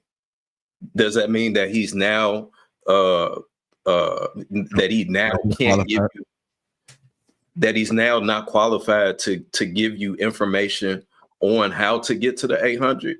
He absolutely can. So I think when people dismiss someone's wisdom, and again, that could be perspective, because that wisdom can be foolishness, but there's wisdom in the foolishness if you're able to perceive and see that.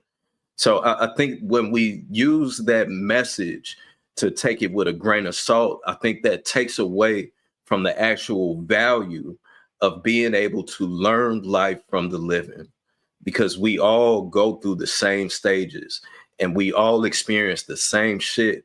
And it's been that very way since day one of mankind.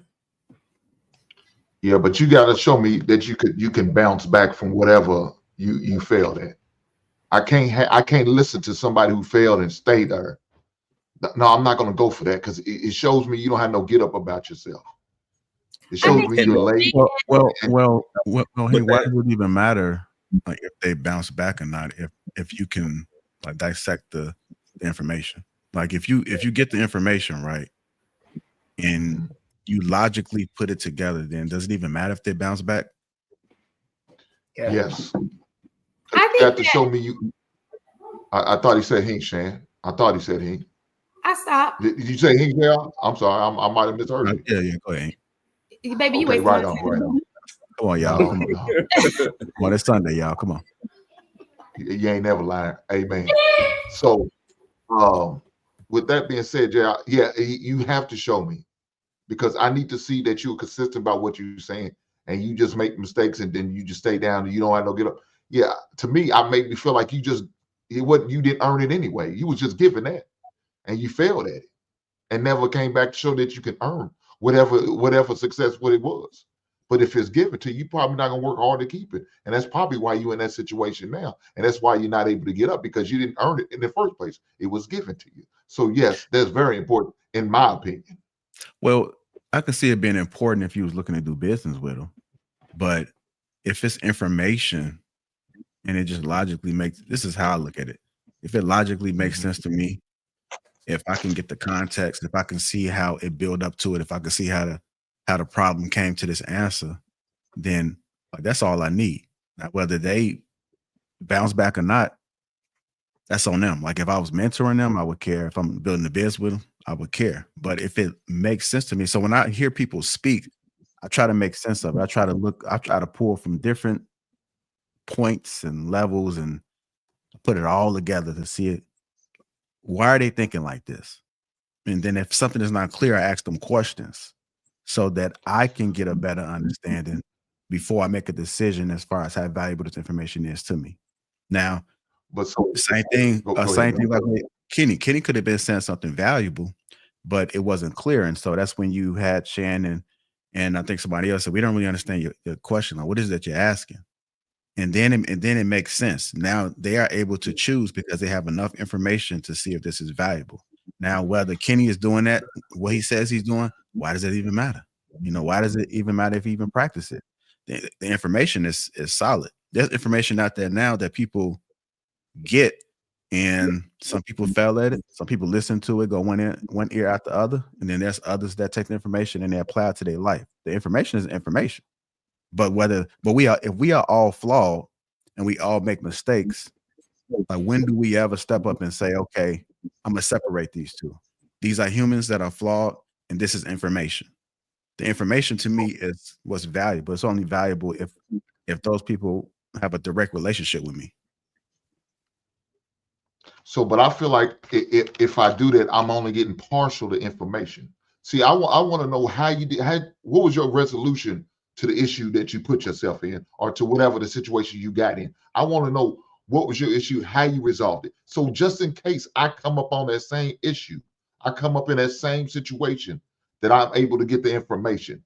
I don't want to go in there I want all the information I can get. That's why I want to hear somebody who's not only failed, because I want to know if you fail. I don't want to hear all your success. I don't want to hear all your wins when you go gambling. I want to know what made you pick that pick and take a chance on that. What did you do to bounce back or try to get back in order to resolve the situation? I want all of that information whenever I get information, whether it's doing business or just in knowledge in general. Okay, there are some people that are far ahead than others, and so you can get that information for those people. But if you haven't came in contact with them yet, or you haven't sought after them, then if you're communicating with this person, I try to find the value in that conversation. Like I'm optimistic, so even if I'm having a bad day, or these people may be my enemies, I still try to find the good or the value in it, or the lesson in it. And then I kind of take it from there. Because I have a growing mindset, I think there's always a better way. It may not have been discovered yet. So even if somebody tell me something, there's still a possibility that there's a better way. The only way that I'm going to be able to digest that is if I have an open mind, I got open ears. So to me, everybody are at different stages in their life. and they can just be an expert in that particular thing, but it doesn't mean that they are advanced in other areas in their life. So I love data. The more data that I have, the more information that I have, then that helps me make the decision. That's why I say, as men, we got to understand how to read the room. Even when people are moderating on the panel, I'm like, read the room. I notice when Luis is getting agitated and he want to speak. I pay attention to it. I see it. You know, sometimes Luis will check out because he hasn't had the opportunity to speak. Same thing. So, but I'm just paying attention to everything that's going on because I understand that I'm looking at everything in the room and I'm just trying to figure out how to make it smooth. Like the more leverage you have, the easier your life would be. Easier situations would be the more leverage that you can get. So if you can be able to read the room and read situations and have an understanding like quicker than later, then it'll make your life easy. Life is not so. But, go ahead. I think that you what can. I was going to say, you're in agreement with me, wanting to know all the information you can. I mean, that all the data that you can. That's the same thing I said, but I guess I don't know. Maybe. Well, I just don't discredit the person because I don't have all of the information. Oh, I don't think you will ever have all the information. So I think that if you can ding, but you got to pull from so many different points, and if that information is valuable, then just take that. And maybe only 25% of it. I don't think you'll ever get to 100 because it's always a better way. Especially if you date back, people have discovered new ways and faster ways to do things. And as long as that's going to keep happening, I don't think that we can ever come to 100% conclusion on anything. So if that person says something, you can take what you need from it. It may not be all of it. Like you may not know how it can fail, but he may have said something valuable, but you first got to be open to listen. I think we sometimes judge books by its cover and we discredit a lot of people. But let me hear what they got to say first. Then I'll make the decision whether that person was able to add value to me or not. I believe that. I'm going to say this real quick, Cookie, and then let you go. I believe that you can learn probably your biggest gem from the man or person that wasn't able to bounce back. Because now the reason why he failed may not be because he isn't business savvy. Maybe it's not because he doesn't have the right connections, but maybe this man's mentality is screwed. Maybe his thought process is messed up. And that's now something that you can use to say, okay, he failed and he can't get back up because of the way that he's processing X, Y, and Z.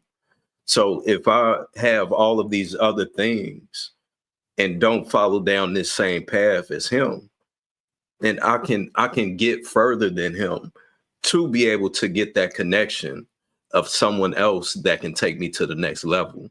I think we have to be able to utilize the people that we have at that level.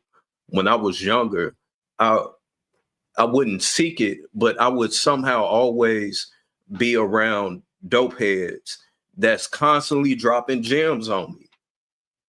But those were the type of people that I was around. Those were the type of people that was in the area.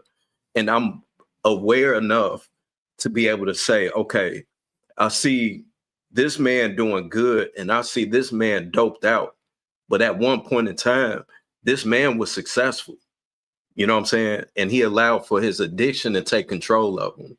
So maybe that was my lesson during that time. Maybe that can be the lesson for that person, but you won't be able to take that in if you're being closed off from it. And I think that's where we fail as a people. I think it's very beneficial for everybody to be inquisitive, right? So that's why I said my dad told me to question everything.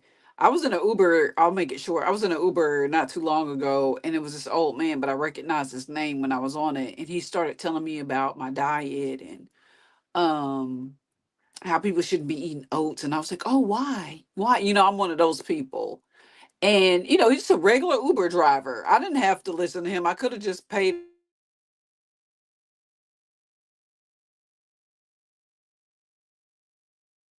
Damn that Uber driver.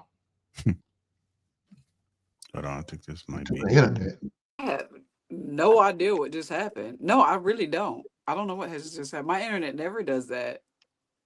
It's that Anyway, Uber driver. That Uber driver did it. She got a doppelganger in here. Right. Take it down, JR. What the hell? Y'all, what just happened? Okay, can y'all hear me? Like, I think that might have been your calling to Jesus moment there, Hookie.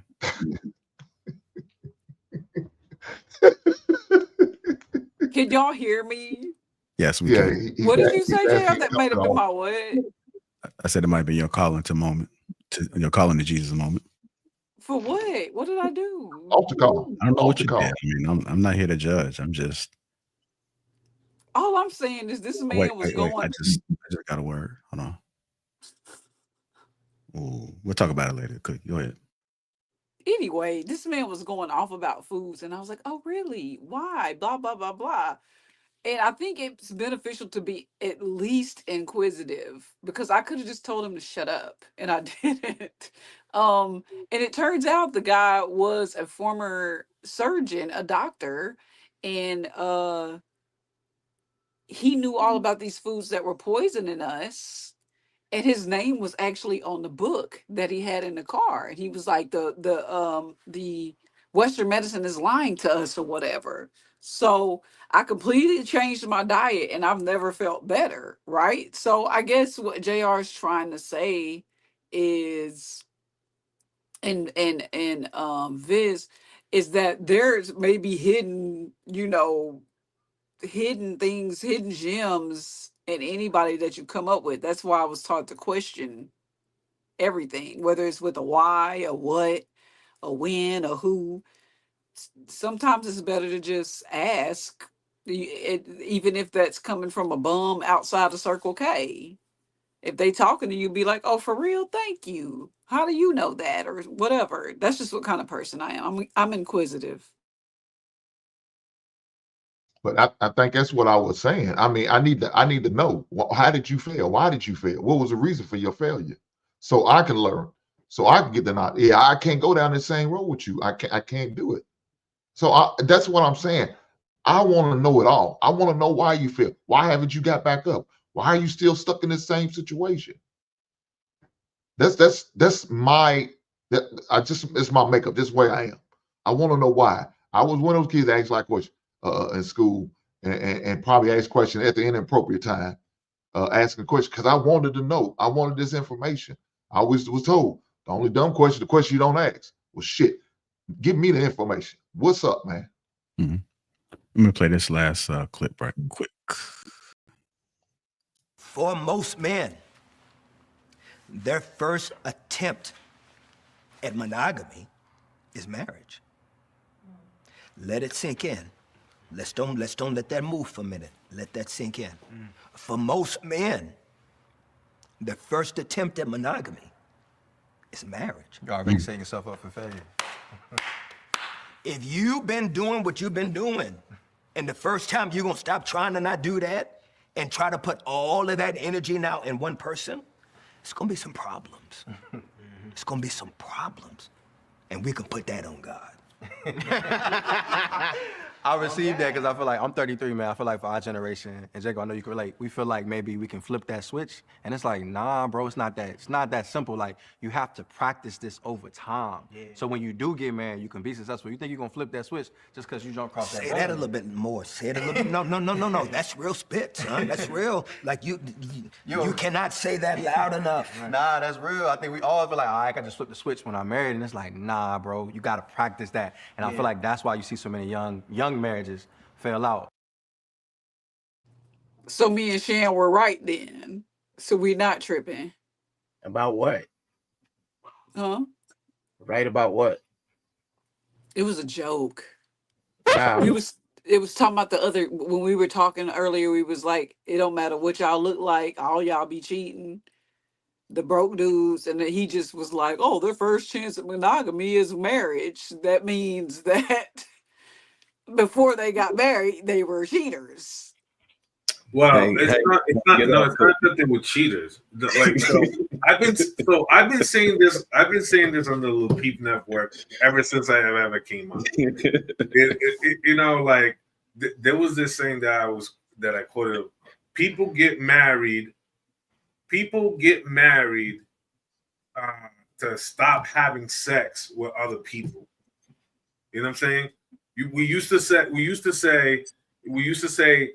till death do us part, and today we say, you know, until love dies, right? Who says that?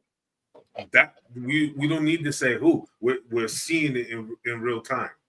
We're visualizing people who say till death do us part, and then today people marry until love dies. Well, I know love you. Love can die on any day.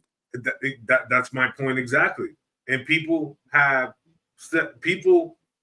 get married to stop having sex with other people. And sort of, this is why I said before, like way long ago, like if you've been practicing non-monogamy your entire life, there's no absolutely way that you could get to the altar and then flip the switch and say, I do, and then continue this new page, etc. You've never swam in your life. Do y'all know? I'm sorry, ladies. Huh? Do y'all know that 95% of women go into every relationship in her life monogamous? Bullshit. Do y'all understand that? What? No. You're thinking about it the wrong way. No. What comic book you reading that out of? Cookie. I'm looking at it from the perspective of the dudes having multiple women. I got her on Tuesday, she's Friday, hello Saturday, etc. Shit, is that what we was talking about?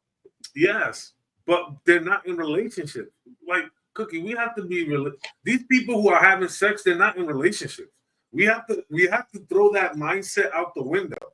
You do not. I disagree. I think they are in a relationship. They're not in a committed relationship. But they're in a situation. They're having relations, but they're not in an official relationship. That's the thing about it. People do not have to be in a committed relationship in order to have sex. And sort of that's the point that he was getting at. And that's the problem. Women think they in relationships. We be out here dating and in relationships. Because them dudes is not being honest with them. That's what we were saying earlier. Lewis, don't throw them a life raft. There's something called female intuition. They know when they in an agreement right all the time. with the meat. You understand? And I want to know where this 95% number comes from. We should stay away from numbers rather than just anecdotal. I do think a great. I think that you guys over exaggerate on how many women just out here in the street. I do, and I wouldn't say 95. That we exaggerate. Listen, okay, from an early age, at the age of the time we first start dating, it is to find we think we're in love. Most women are in la la land. They're thinking when they're sitting there with you, oh, I see him being my husband. We talking about current day. We talking about current day post feminism movement. No, till they get to college. I don't know about these young chicks. Yeah, now, so I can't speak on the younger generation because I don't spend enough time with them. But I'm telling you, along our generation, maybe those 30, I think that they in their mind, when you go on a date with somebody, especially if you're giving them your body for the most part, whether you going along, I'm gonna tell you this: men set the stage of the relationship. Because trust me, if she giving you her body and you wanted a relationship, she gonna for the most part, she gonna be like, okay, she wanted a relationship with you. She only doing this situation because you said you don't want to be in a relationship, and she feel like if she keep on being in a situation with you, eventually you're gonna change your mind, and you don't ever change your mind. And now she done sat there for years like an idiot. It is her fault. I'm not saying it's not her fault. Trying to change your mind, and you never change your mind. You like, well, I told you what it was, but in her mind, she felt like, oh, I can keep doing what he wants me to do. He'll eventually love me. I'll serve him. I'll cook for him. I'll do his dishes. I'll fold his clothes very, very nicely, so that every time he sees them, he'll think of me. But Shan, whose fault is it? Whose fault is that? I just said it is her fault.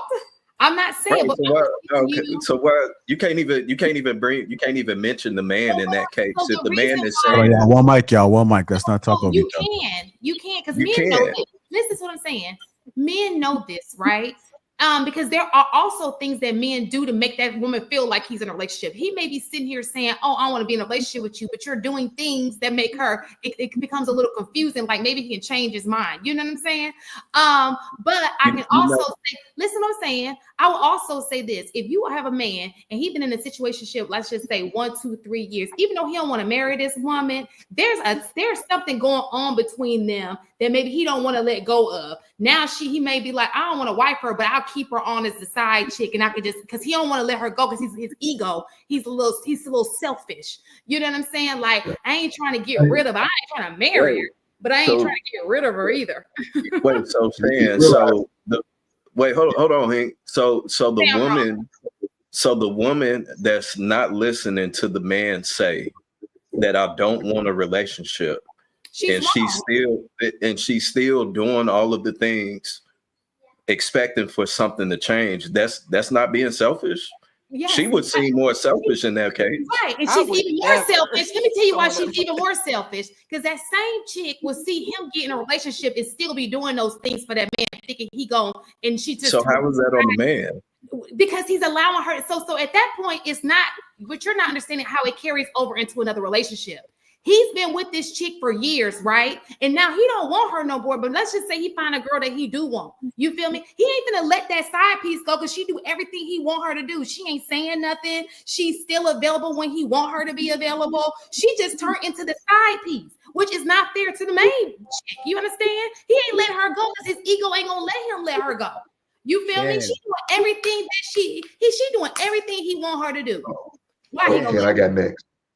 Ken, I got next. Let me get it. Shane, you realize just because you think that we like now you ain't telling nothing, but I am.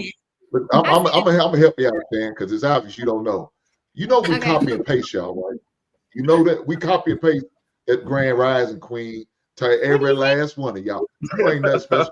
You may think we treat you like you our main one, but guess what? All of y'all are side pieces until we're married. But that's manipulation. But that's what we said earlier. Come on, ladies. Hold on, y'all. One mic, y'all. One mic. If that is the case, you cannot be mad if you're using her and you're manipulation. Don't be mad if she manipulates you. Manipulate me out of the conversation. Y'all both dirty. Y'all both dirty. Okay, Shan, can I speak now? I'm asking you, Shan. Can I speak now? Yes, you may. So, let me say this. We're going to copy and paste y'all. We got about 3 or 4 of y'all. We're going to send some same goddamn text. Only thing we hope is that we erase the name and don't accidentally send it to the wrong one. That's the only thing we worried about. We're not worried about what you're talking about. So you sit out there, well, he's treating me like that. Guess what? I'm treating all the side pieces like that. I'm treating all the backup plans like that.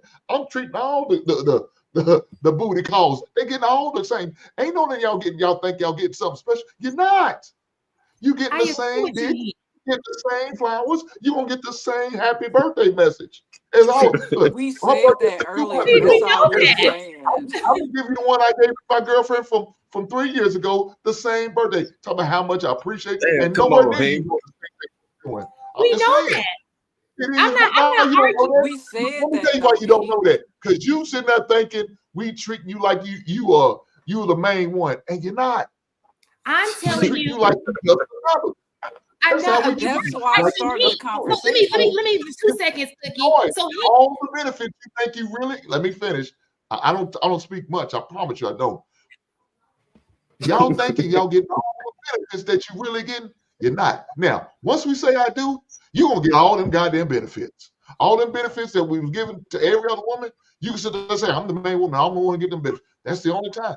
But not until then. You're just gonna be just another one. Let me just say this, bravo. And that's the reason why women treat men the way they do and men treat women the way they do. Y'all both doing wrong with each other. You can't sit here and say what you just said and get mad when a woman use you for your pockets because y'all both manipulating each other. So at the end of the day, if y'all want to carry on that way, carry on that way. But you can never get good from bad, ever. You will never be blessed that way. So keep on. The reason why the streets looking like this in the streets is because of all this right here, both the women and the men. In the discussion. Man, Shane, I I'll don't be fault them. short, I don't fault Kenny. them for doing that. I don't fault All look, I Shane, was I don't saying fault them for women was, acting the way they act. My job as a man is to warn, teach, and educate these young brothers on how to move and operate. That's my job to them. Look, when you see a woman like Shane, you run. You get the hell on away from her. And you You wish you could grab this. I don't do all that. First of all, make you okay. a good hot meal. So wait a minute. First of all, let's get some very clear. Just because I speak on something, it's not me, it's me. You do not put my name to that because you know I'm the first one to say close your legs, period. But I will call out what I see. I listen to what y'all saying, all these situations going on, and it's through observation. This is what's going on. So you cannot be mad at the outcome when the process is this way. You can't be mad at the outcome. all I was saying, may I? Real quick, I promise it won't be long. All I was saying when the clip cut off was, it all makes sense now. It was all adding up because me and Shan earlier were talking about, like, it doesn't matter what you look like, whether you're rich or poor. Y'all all are out here doing the same thing. So when Kurt Franklin was like, a lot of the times men's first shot at monogamy is marriage. Oh, we was like, oh, okay.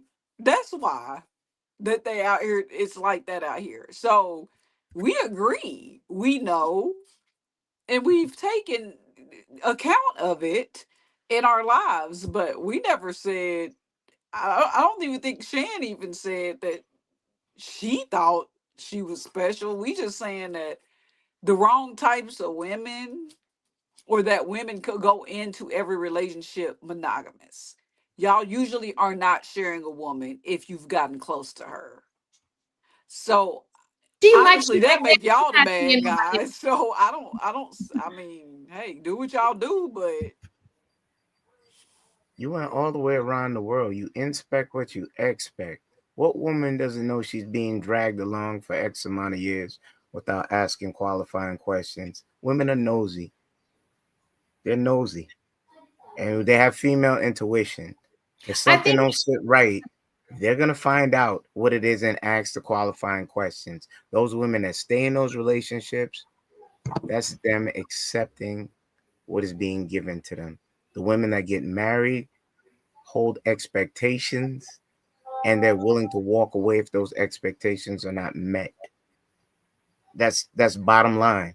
So as for what Kirk Franklin said, and the young brother who was 33, and he explained to him, if you've been out there and now you have to cut cold turkey and just be with one woman, you have to wean yourself off of it.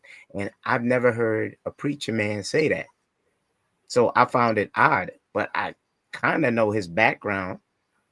So it's kind of like, okay, you got to elaborate more as for, okay, now I have to wean myself off. If I have 3 women, I got to come to you, have my church set. Now I got 2. Now I'm down to 1. I think I'm ready to commit to 1 under the vows. I've never heard it placed that way from what I heard. Then I heard Cookie say, see, we were right. No, you actually wasn't. Because you inspect what you expect. People are comfortable with being in certain positions because it works for them. And then if you're saying it's okay, Sham, pointing it out when someone says it and you say, I know it's wrong, but then in closing, you say, that's why I'm going to go in my next relationship and I'm going to do what I do. And that's why women out here taking what they want to take from men. That sounds bitter. No. First of all, I think you guys have a hard way of being able to take a story and then not be the person's story. like I think that's it's learning indirectly. I was making general. I didn't say Shan. Yeah, so I need you to watch your words. I did. I said no. You said story. You said. So with the hypothetical situation in which I was speaking on, I think that in order for us to have an honest conversation and look at the bigger picture, we have to know that there is something bad going on, right? So if you look at the story that Hank just gave us, and then you look at the story in which we see every day with women, right? We can all agree that there are women who are using men for money, right? We see it with the dates they go on. They're using men for these dates and all these kind of things, right? It's hurting people. That's just not healthy, period. What I'm saying to you is it's hurting people. Because you cannot, at the end of the day, when you use somebody, it's going to come back. I just believe in karma. I believe that when you do something, like I talked about consequences earlier, you know something is wrong when there's a consequence that comes along with it. I personally believe when you out here doing wrong is you're inviting that wrong into your life. You're gonna end up getting it in some way. That's just how I said. This is my opinion. Whether you agree with it or not, that's my opinion. That's my belief system, right?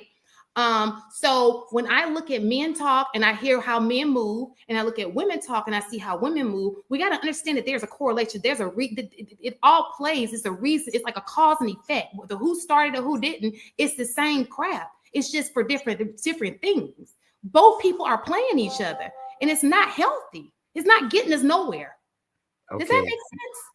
And my point was that women are in relationships thinking that they're being monogamous. If in fact, hypothetically, what Kurt Franklin was saying was that when men out here doing what he said they doing until they get married, then we're just sitting around being cheated on and hoping to get picked for marriage. It was a joke, but in reality, if that is in fact the dynamic, women are literally out here just hoping to get picked and she get cheated on in the process. But I mean, it was a joke, bro. And I want to make it very clear. I'm not giving women a pass. Like, I think the woman is in the Lululand for her to sit there. If she's asking a question, the man is telling you, I think women need to stop dissecting it, trying to think you're going to change his mind. Take his word for what it is, ask the right questions in the beginning, and walk away. Like, it is her fault. I'm not taking the fault off of her. It's definitely her fault. More than it's anybody else's fault. So I want to say this. There are people who have never really been hurt and never been used, but yet they see and hear the experiences of other people and they internalize that, and therefore they move in a particular type of manner because they don't want to experience or go through what her homegirl went through or what Sarah went through or what Lisa went through. And mind you, she's not interested in the type of people that Lisa, and all these other women are into, right? The type of men that she's interested in are not the same type of men that these other women is. And women talk and they badmouth and stuff like that. They internalize that and project that. And now a lot of women are, well, I'm gonna do this so this doesn't happen to me. And sort of there are people who are unfortunately living vicariously and acting in a particular type of way because they don't want to fall in. They don't want to experience the shortcomings of could something happen, might happen, and they're already poisoning the well of their potential or future relationships because they're internalizing someone else's bad experience. We have to be honest. They're self-sabotaging. That we see that all the time in the community. I think that right now is running extremely rampant, where people are literally self-sabotaging the best thing that they could have, out of fear of what somebody else went through and they never even experienced, which to me makes no sense. But again, that goes back to our conversation earlier of a person being able to take in knowledge and apply it in their own life to maneuver to get the very thing that they want out of life in it. You learn life from the living. It's a very simple concept. Now, to address what Kurt Franklin said, and I'm not sure how recent this interview was, but I almost want to say that he took that saying or thought process from another preacher. So I saw a interview with, I forgot the preacher's name, but he was on something intelligent. JR, what's the name of that show that it's the bald guy and the light-skinned guy? Hardly Initiated. There was a pastor that was on there that spoke about his affair that he had on his wife. And that was one of the things that he said in the interview, to where most men don't practice monogamy until they get into a marriage. I mean, and the harsh reality of it all, fellas, just keeping it a buck. I mean, in most cases, that's true. So it is allowing for you to be to develop a taste for crab legs, right? You spent 5 years of eating crab legs twice a week, and then the doctor says, "Hey, and them crab legs gonna kill you, bro. It's gonna be hard as hell to wean off them crab legs, you know what I'm saying, unless you really taking that to heart that this is gonna kill you." So the harsh reality of it is that, yeah, I mean, I would agree and say that is true, because that is one of the most difficult things to do, to stop something cold turkey. So for us to not develop that muscle beforehand, I think is and has always been the downfall of man all throughout history. So again, we have to learn life from the living. And the only way to do that is by paying attention to what people are saying and what their experiences has been, and applying it to your own life. Yeah, but V, Well, that you Viz, compare crab legs to women, it's nasty work, dog. I don't see how you can Hey, do that, man. God, I'm just using. Hey, I was just using the first thing that came to mind. Unhealthy eating, though, like if you are like an unhealthy eater and you overeat, obesity, you know what I'm saying? If you overeat, indulge in something that you really, really want, it's hard to let that go. He's talking about you, though. He's talking about eating. I'm trying to be fine, and it's just so hard. Hey, crab legs good if it's done right. God damn. Eat some more pineapple.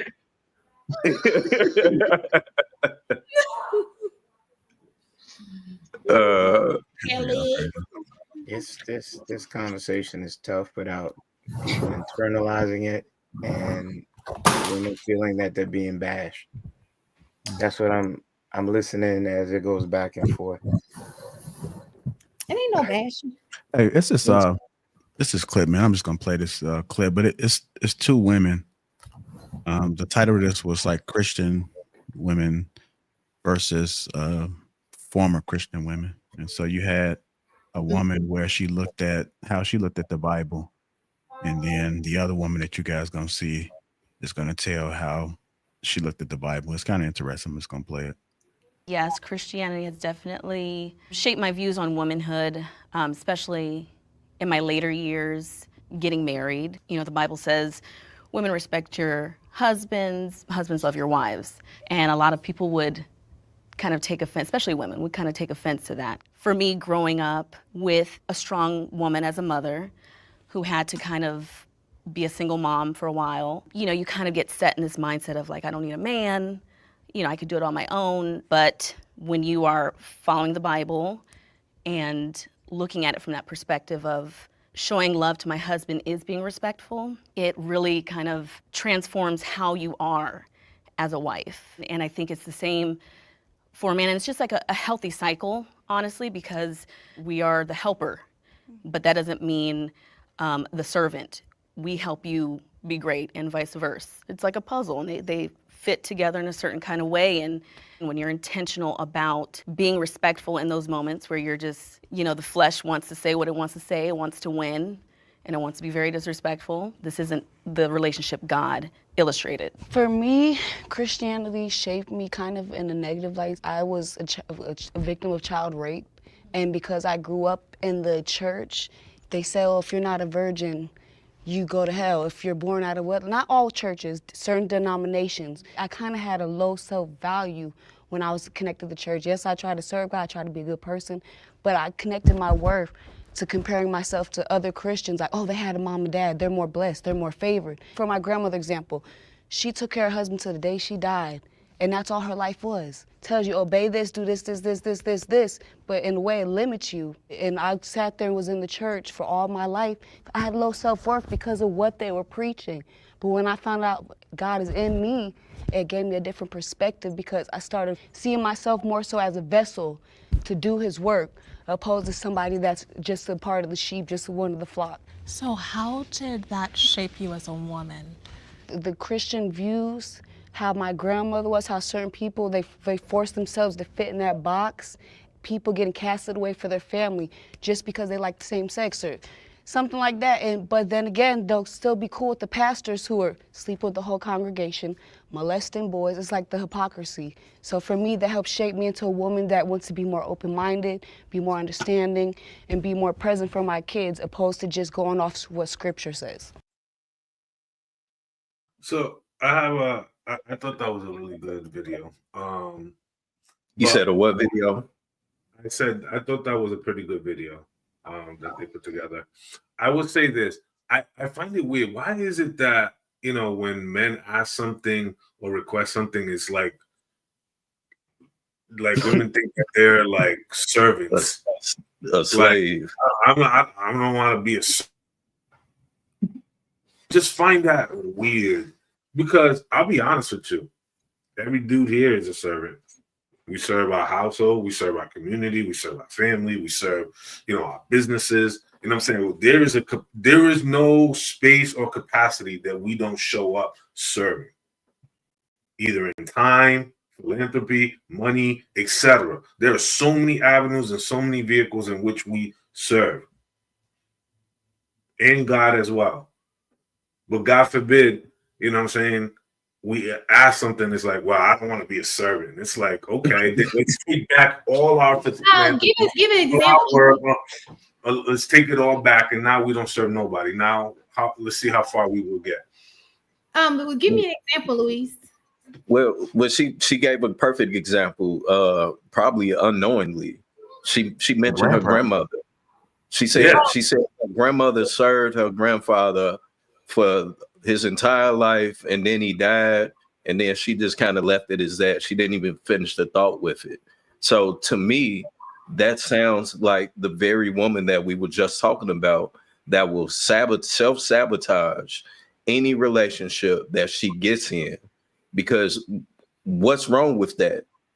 If that's your husband, that's your duty.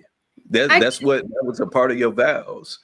So I was kind of confused almost by the whole monologue that she gave on, because it was almost conflicting as to what she was saying. It was almost as if she was trying to again victimize herself to say, okay, well, I think and I react and I do all of these things because of what I saw everyone else experience and what they're telling me. Go ahead, Shan. So I think it's probably, I wish she would have elaborated on the story of why she felt that way. I think that's the missing piece, right? Because it could be like she didn't like the outcome over it, or the grandmother may have vented and said that she had a poor life because you see people who do reels like that. But I feel like I personally believe that women, I do see what you're saying. Women don't want to do the things like, for example, the cooking and cleaning. It may look a little different, so to speak, right? But you shouldn't complain about it. Maybe compromise. Like, hey, I want to do these things, but let's just say I do it 4 days out of the week. You maybe do 3. You know what I'm saying? There's conversation, but when you go against it and you're like, oh, I want to stay away from that, it does sound pretty bad. And I do see women, doing that. And so I agree with you, Louise, on that part. That's why I was asking for. Look, I just think that people have become very lazy. As easy as our society has become in terms of now transportation, now you could work from home. Now we have people that come into our homes and clean them, or we don't wash the dishes, we throw them in the dishwasher.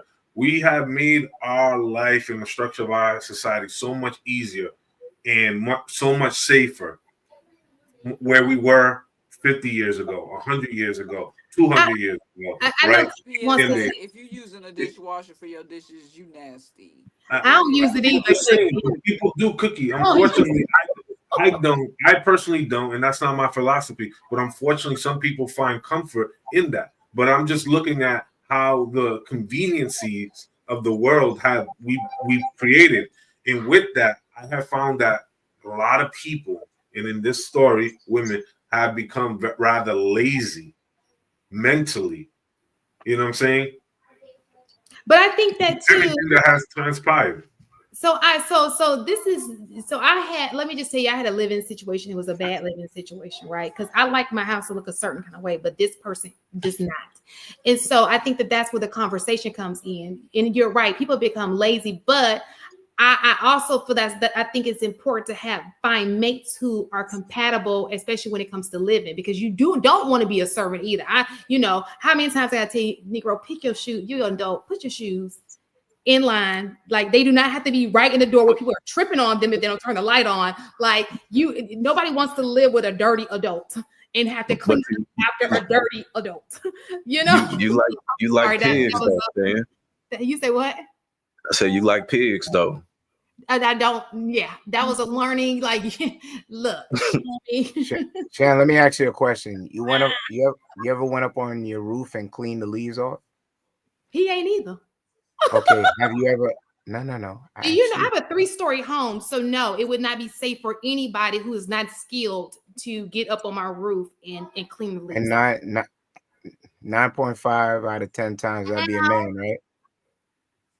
Yeah, it'll be a paid man, correct? Okay. When's the last time you changed your car tire?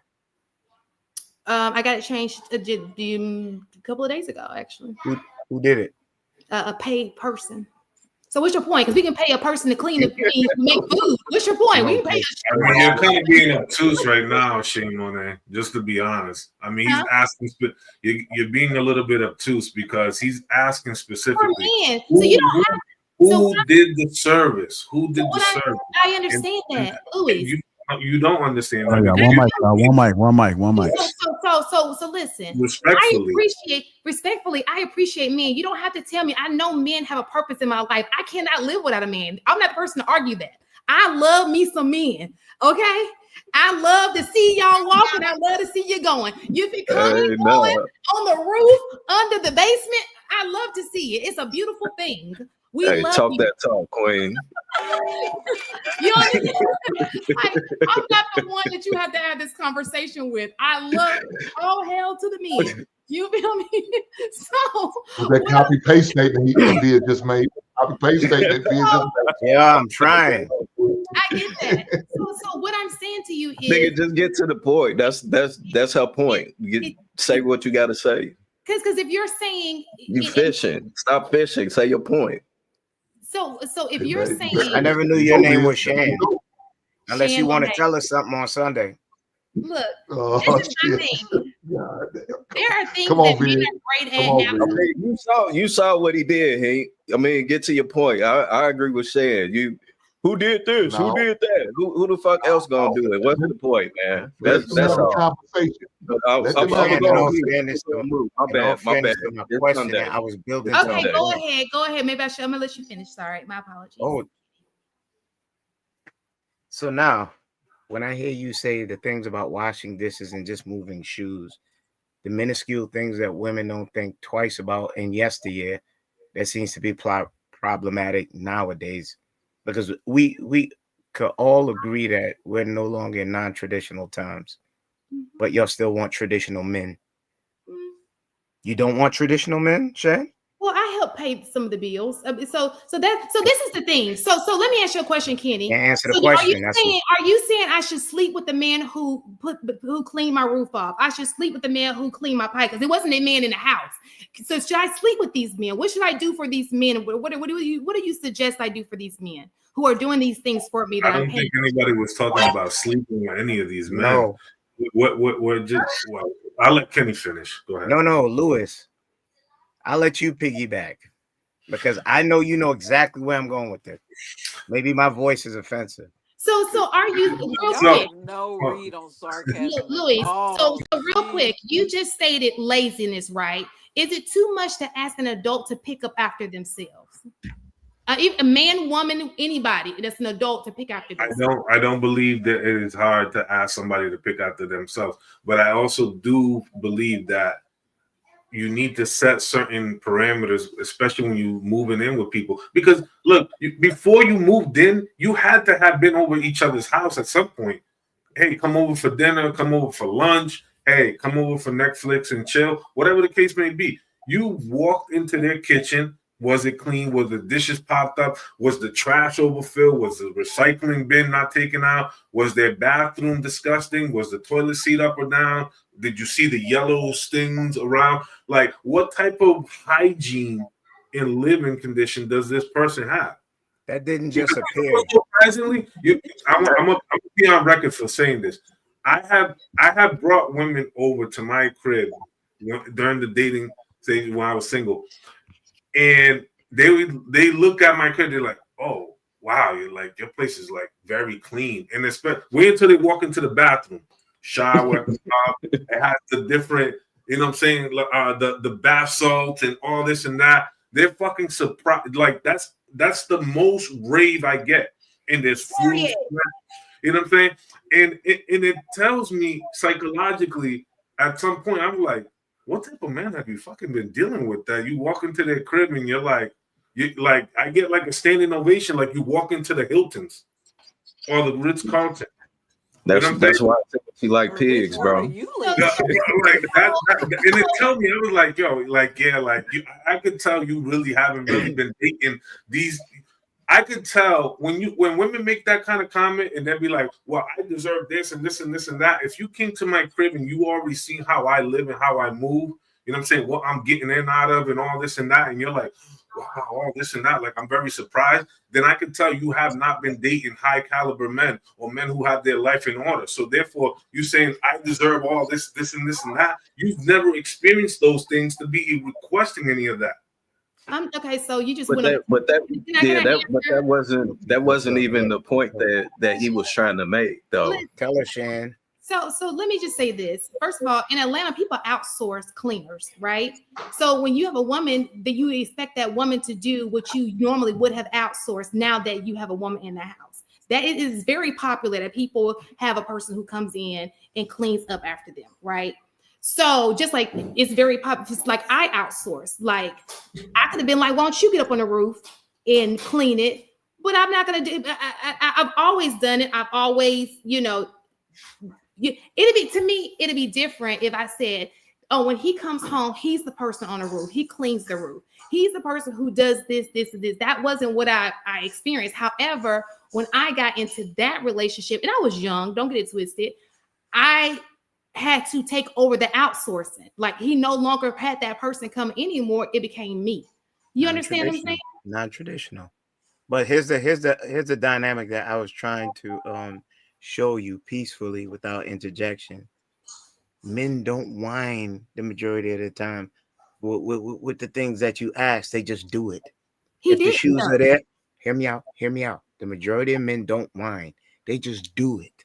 If there's something out of line, they just do it. If Hank goes downstairs and something's off kilter, he's not going to, and she passed it, he's not going to ask her. He's just going to do it. But when you flip that dynamic, this is what we receive. That's why I pointed out certain qualifiers. You understand? When you said if someone moves in your house and you didn't inspect, I'm going back to that, what you expect. That means you're poorly vetting again. Not saying you and don't internalize it, but generalize. So, to clarify, he didn't move into my house. You asked me when was the last time I had my house. This wasn't the same situation. I said general. Young. I didn't say specific. I said don't internalize it. I was using what you put on the table. So I just wanted to clarify, this particular person, I moved into his house. He did not move into my house. It's just that when you asked that question, you didn't ask in that situation. You said, that makes it worse though. Roof. That makes it worse though, because Lewis just gave a glowing explanation. Because I'm sure you didn't go by his house once, twice. You went by there a lot of times, so you had to see the layout of what stuff was around. That means it was acceptable to you, and you moved into it. He had a cleaner. I just said that. Yeah, but nonetheless, no help. But nonetheless, so the cleaner came every day.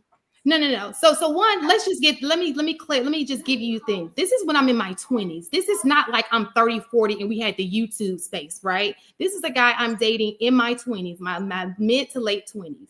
And you deal with a lot of things that you necessarily wouldn't deal with. Now I'm older, hindsight is beautiful. You feel me? So at this particular time, no, I had to learn. That was my learning point. No, it's important for me to be with somebody who lives the way that I live. We don't have children together or anything like that. That's important to me. I need somebody who can pick up after themselves, who's not a sloth, who doesn't necessarily have to go to a cleaner. They do it themselves. They just pick up after themselves. That's something I had to learn for myself. You understand? Because we're not all perfect. We all make mistakes. And this was clearly in my 20s. I want to clarify that. Yeah, I don't understand why that thought process or even statement is being complicated. I'm sure that us men that may have lived with a woman at one point, if she combs her hair in the sink and she clogs the drain up every 2 weeks, at some point you're gonna say, hey man, let's stop doing this. Put a towel in the sink or something. Let's do something to keep this from happening.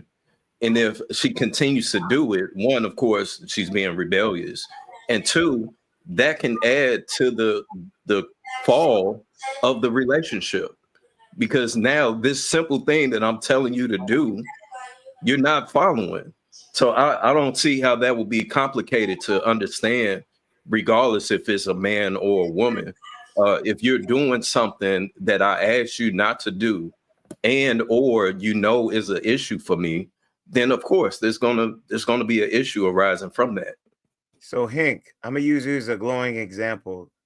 Did you not inspect what you expected, put requirements on the table, was able to look over the woman that you love forever right now and see what she was doing from soup to nuts? Also give input.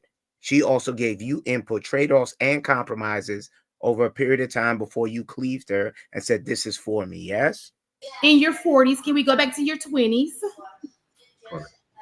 Shane, I think he said Hink. He did say Hink. You're comparing apples to oranges. I said in my 20s, so you, Kenny, you sat there and said you made mistakes because something happened to you back in your 20s. So you get excused for that. But because I live with somebody who didn't clean up after themselves, y'all are a mess. I wanted you to not internalize it. I'm not picking on you. Hold on, y'all. We're talking over each other. Let's just hear. Hold on, Hank, before you go. Hold on. Kenny, you were saying you want her to understand what, and then Sharon go ahead and respond. No, I was giving the example now, and I pleaded with her not to internalize it. We're having a general conversation. I'm not saying you. I'm looking at the dynamic of that within the nuclear relationships that we have now. You can easily lift your eyebrows a little bit. I'm not talking about Shan because I don't know what Shan does, but the example that she gave, that's what I spoke on. You sucking on lemon, Shan? Be with me. I'm not trying to. So real fast, Kenny, did you make mistakes in your 20s? Yes, I did.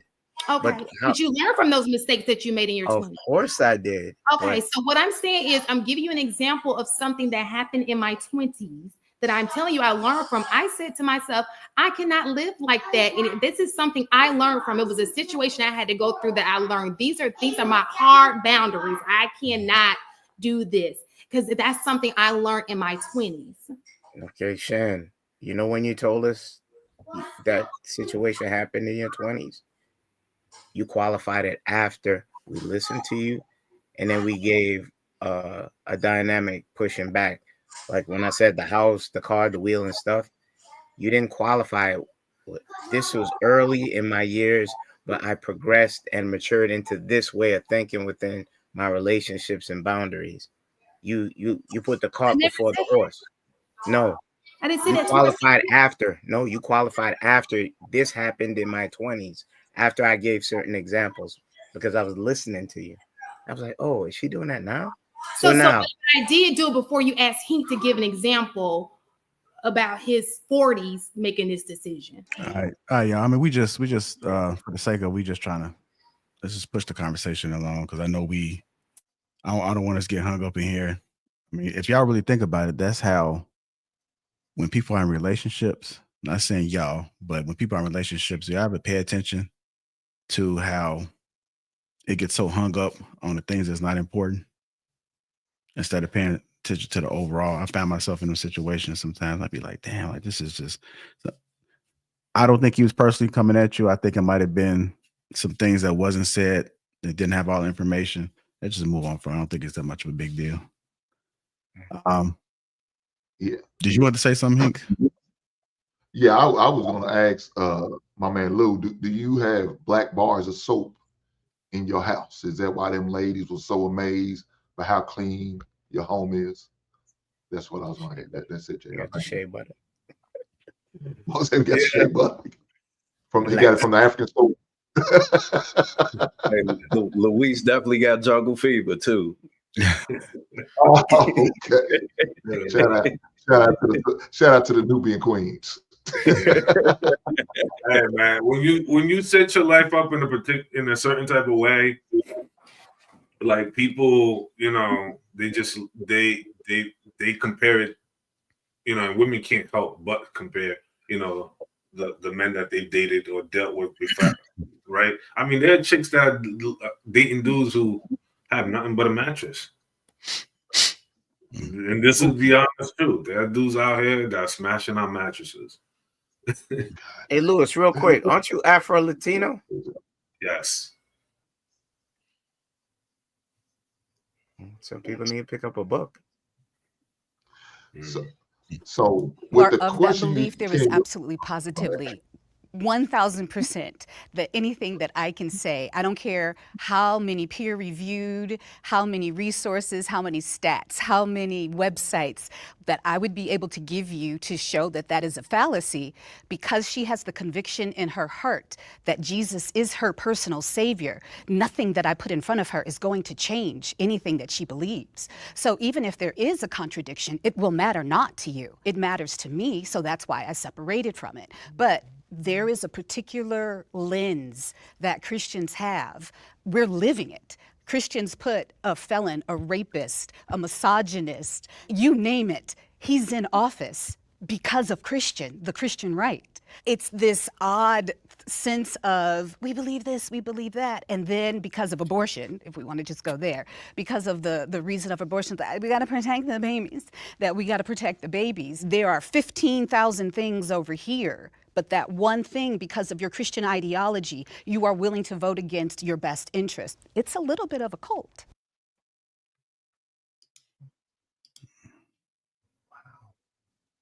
Yeah, I had no idea what she was really talking about, man. I was lost on that one part. She used something polarizing to make her point regarding Christianity and religion. That was a pushback. She said most Christians voted in Trumpito knowing that, being that he didn't get convicted criminally, so I can't call it a conviction. He got civil suit, which is liable. And then I also posted that in the King Talk chat. Yeah, she's just trying to use that to be polarizing about his actual grape of a woman that never got criminally charged, as for why she pushes back against so-called Christians and what they pick and choose to believe in, the things that they stand behind.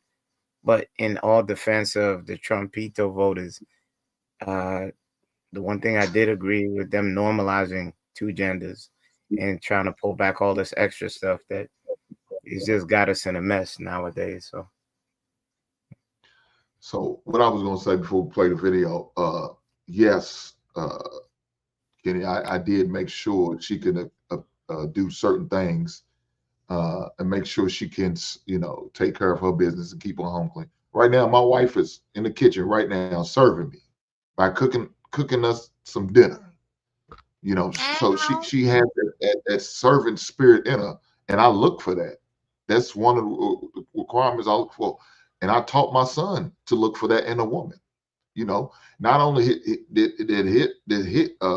seen that in my wife, but he's seen that in his mother. Even his mother, my ex-wife, was that type of person, and so he's seeing it all the way around to know, you know, that's one of his expectations. Him looking for in a future wife is a woman who could get in that kitchen and be willing to cook and clean and take care of it.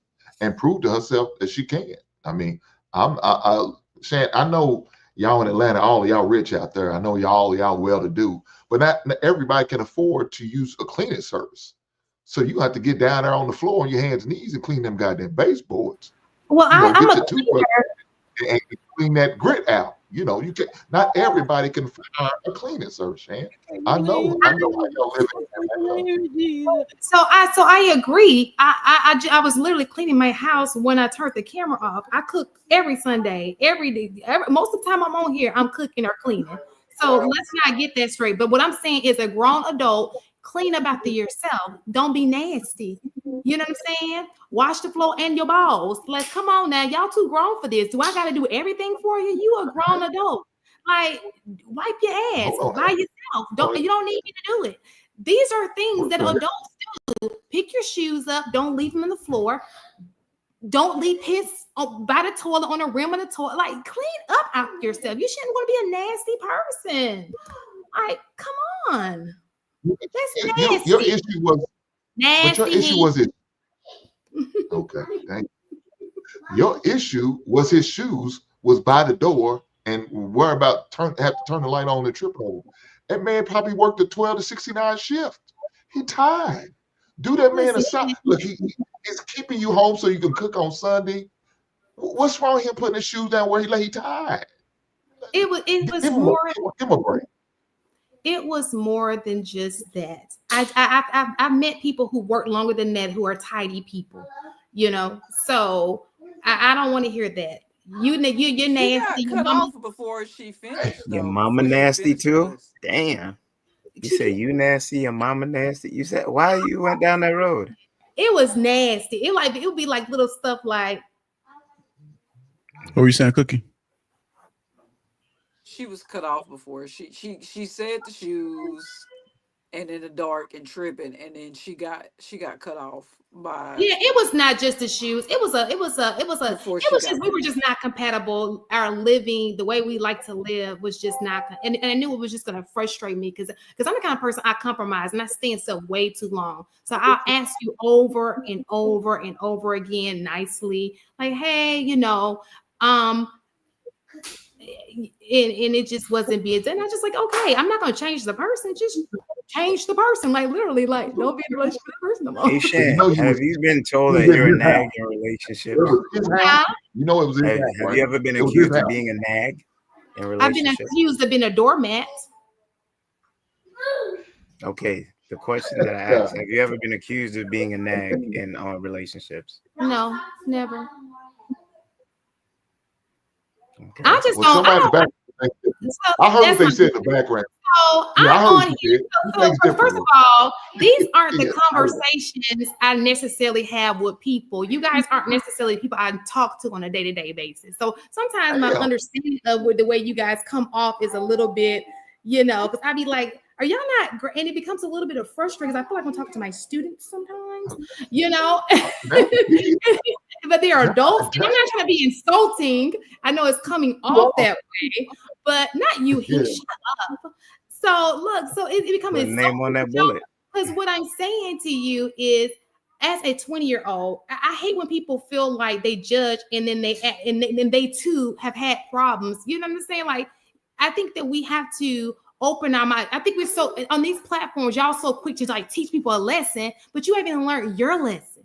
You understand? Like, I'm okay with saying I'm not perfect. Absolutely, I'm not perfect. I got flaws and all. Okay, and I mean capital letter flaws. But I can say that. I tell you all the time, I did it wrong. I'm a single mom. I did it wrong. I say that about myself. So you don't have to come at me teaching me things. You don't have to teach me that men are important. I know how important they are.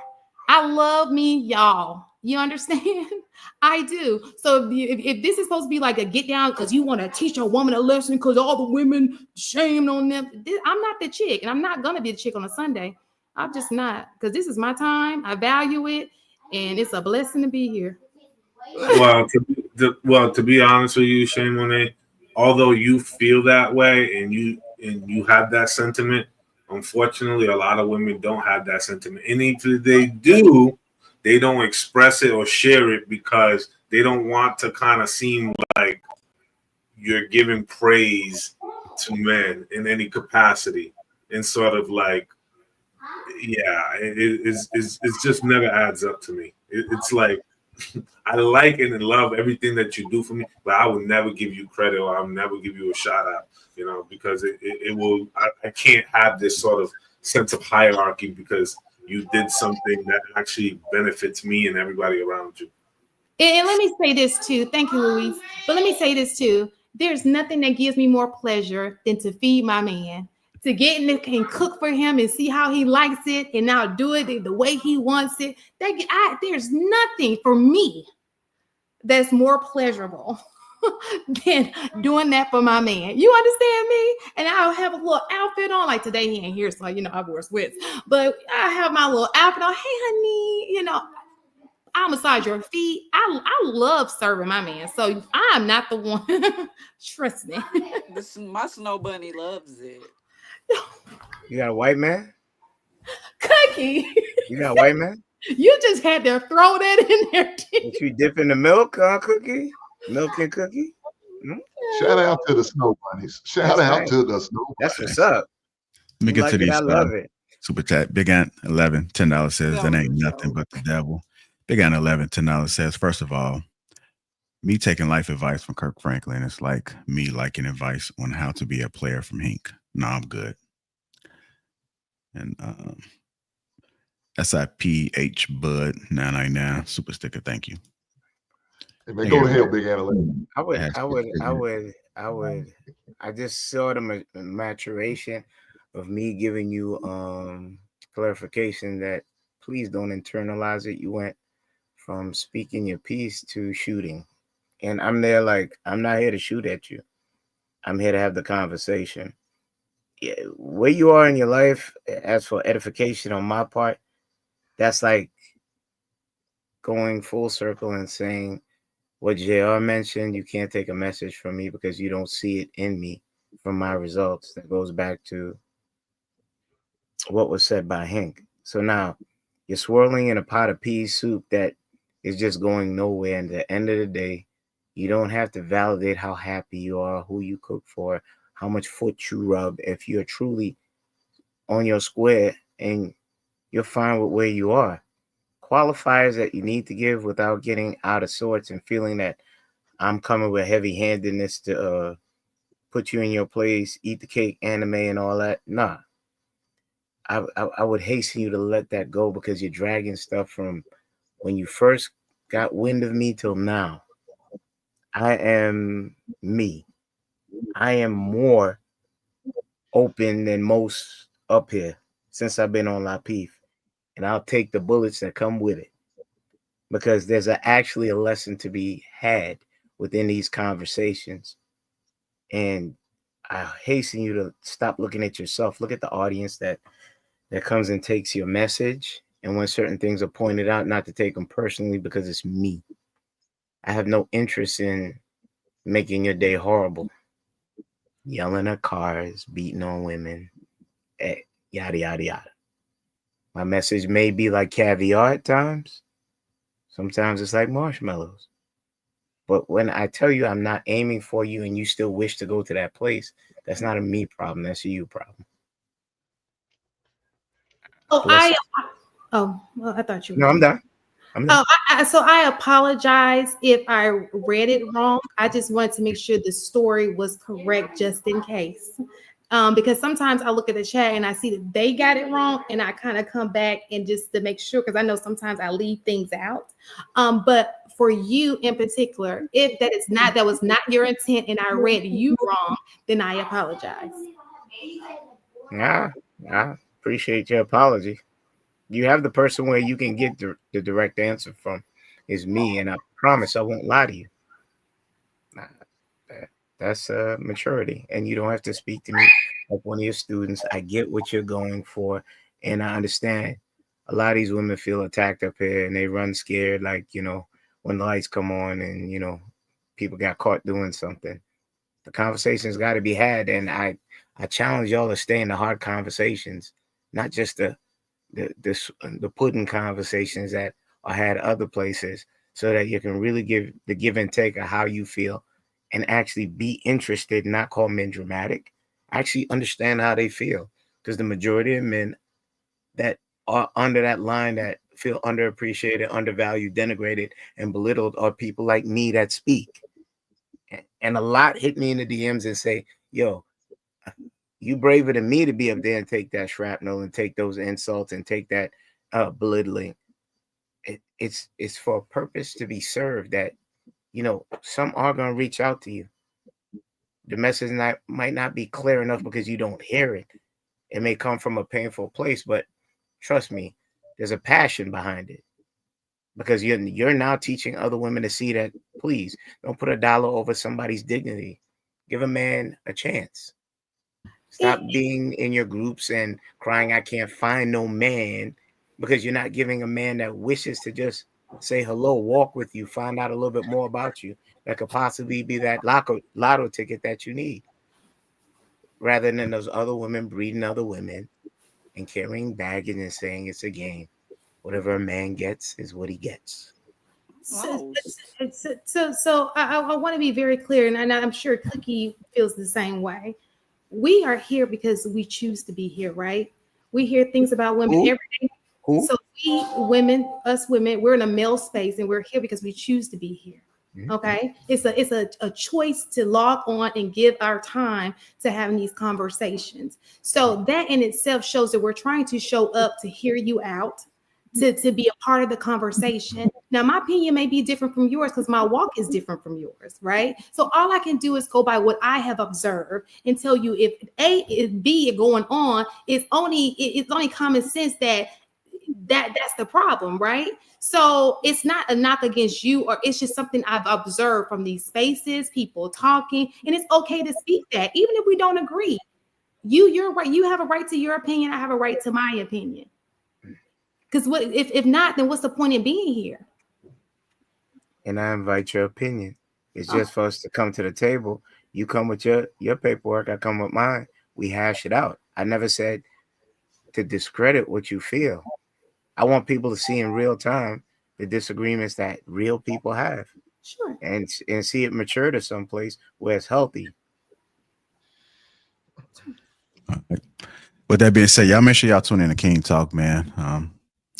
It's been some disagreements as far as perspectives on who's really causing the problems, who's creating broken homes. So it's going to be interesting discussion on Tuesday. Make sure you guys bring your A game. I'm going to make sure that we don't go personal. I want to make sure we actually have this conversation because it is necessary and important, because I think people think alike on both sides of this. It's going to be like a debate. I think I'm going to set it up like a debate style where nobody will be able to interfere. I'm going to utilize the timer as well, just to make sure that we can kind of go back and forth. So make sure you guys strengthen your arguments, strengthen your points to make sure we able to have this healthy dialogue. So see y'all Send me the on link Tuesday. so I can watch the circus. When is this again? Please send a link to my it's gonna be on Tuesday, man. On Tuesday. Just remind me. Where you're Put a link in my Yeah. It's gonna be part 2 of situationships. If you guys haven't already, go back and watch the live stream. Let me see if I can drop the link for you. Make sure you watch it, because there was some disagreements as far as how people look. It's the part 1 I gotta watch first. Well, the part 1 is just the context of where it all came from, because it stemmed past that. It's still going on today. It's still going on. So there are some people. I have invited some other people as well to join the discussion. Send me the link. Yeah, let me put this in the back. I need it. I'll lose it after this. I don't know how to put it in my. Oh yeah. I mean, I'm gonna make sure just send it on IG. Yeah, I'll make sure y'all get it. Okay. Because it's gonna be healthy, man. One thing I want to make sure is that you guys don't get out of control. I do not want this to get out of control. I do want the conversation to be had. It's straight men, right? Yeah, it's straight men. But I may open up the phone line for people to be able to call in. Mediation. As no, well. we do not want y'all opinion, women. Stay out of it. We still got questions. Everybody on the panel straight. Yeah. We got I questions. might be in there with my little emoji eyeballs, but I definitely ain't saying nothing. Oh man, it's been getting it's kind of touchy. It's interesting to see how a perspective can kind of go left, you know, as far as like shit, man.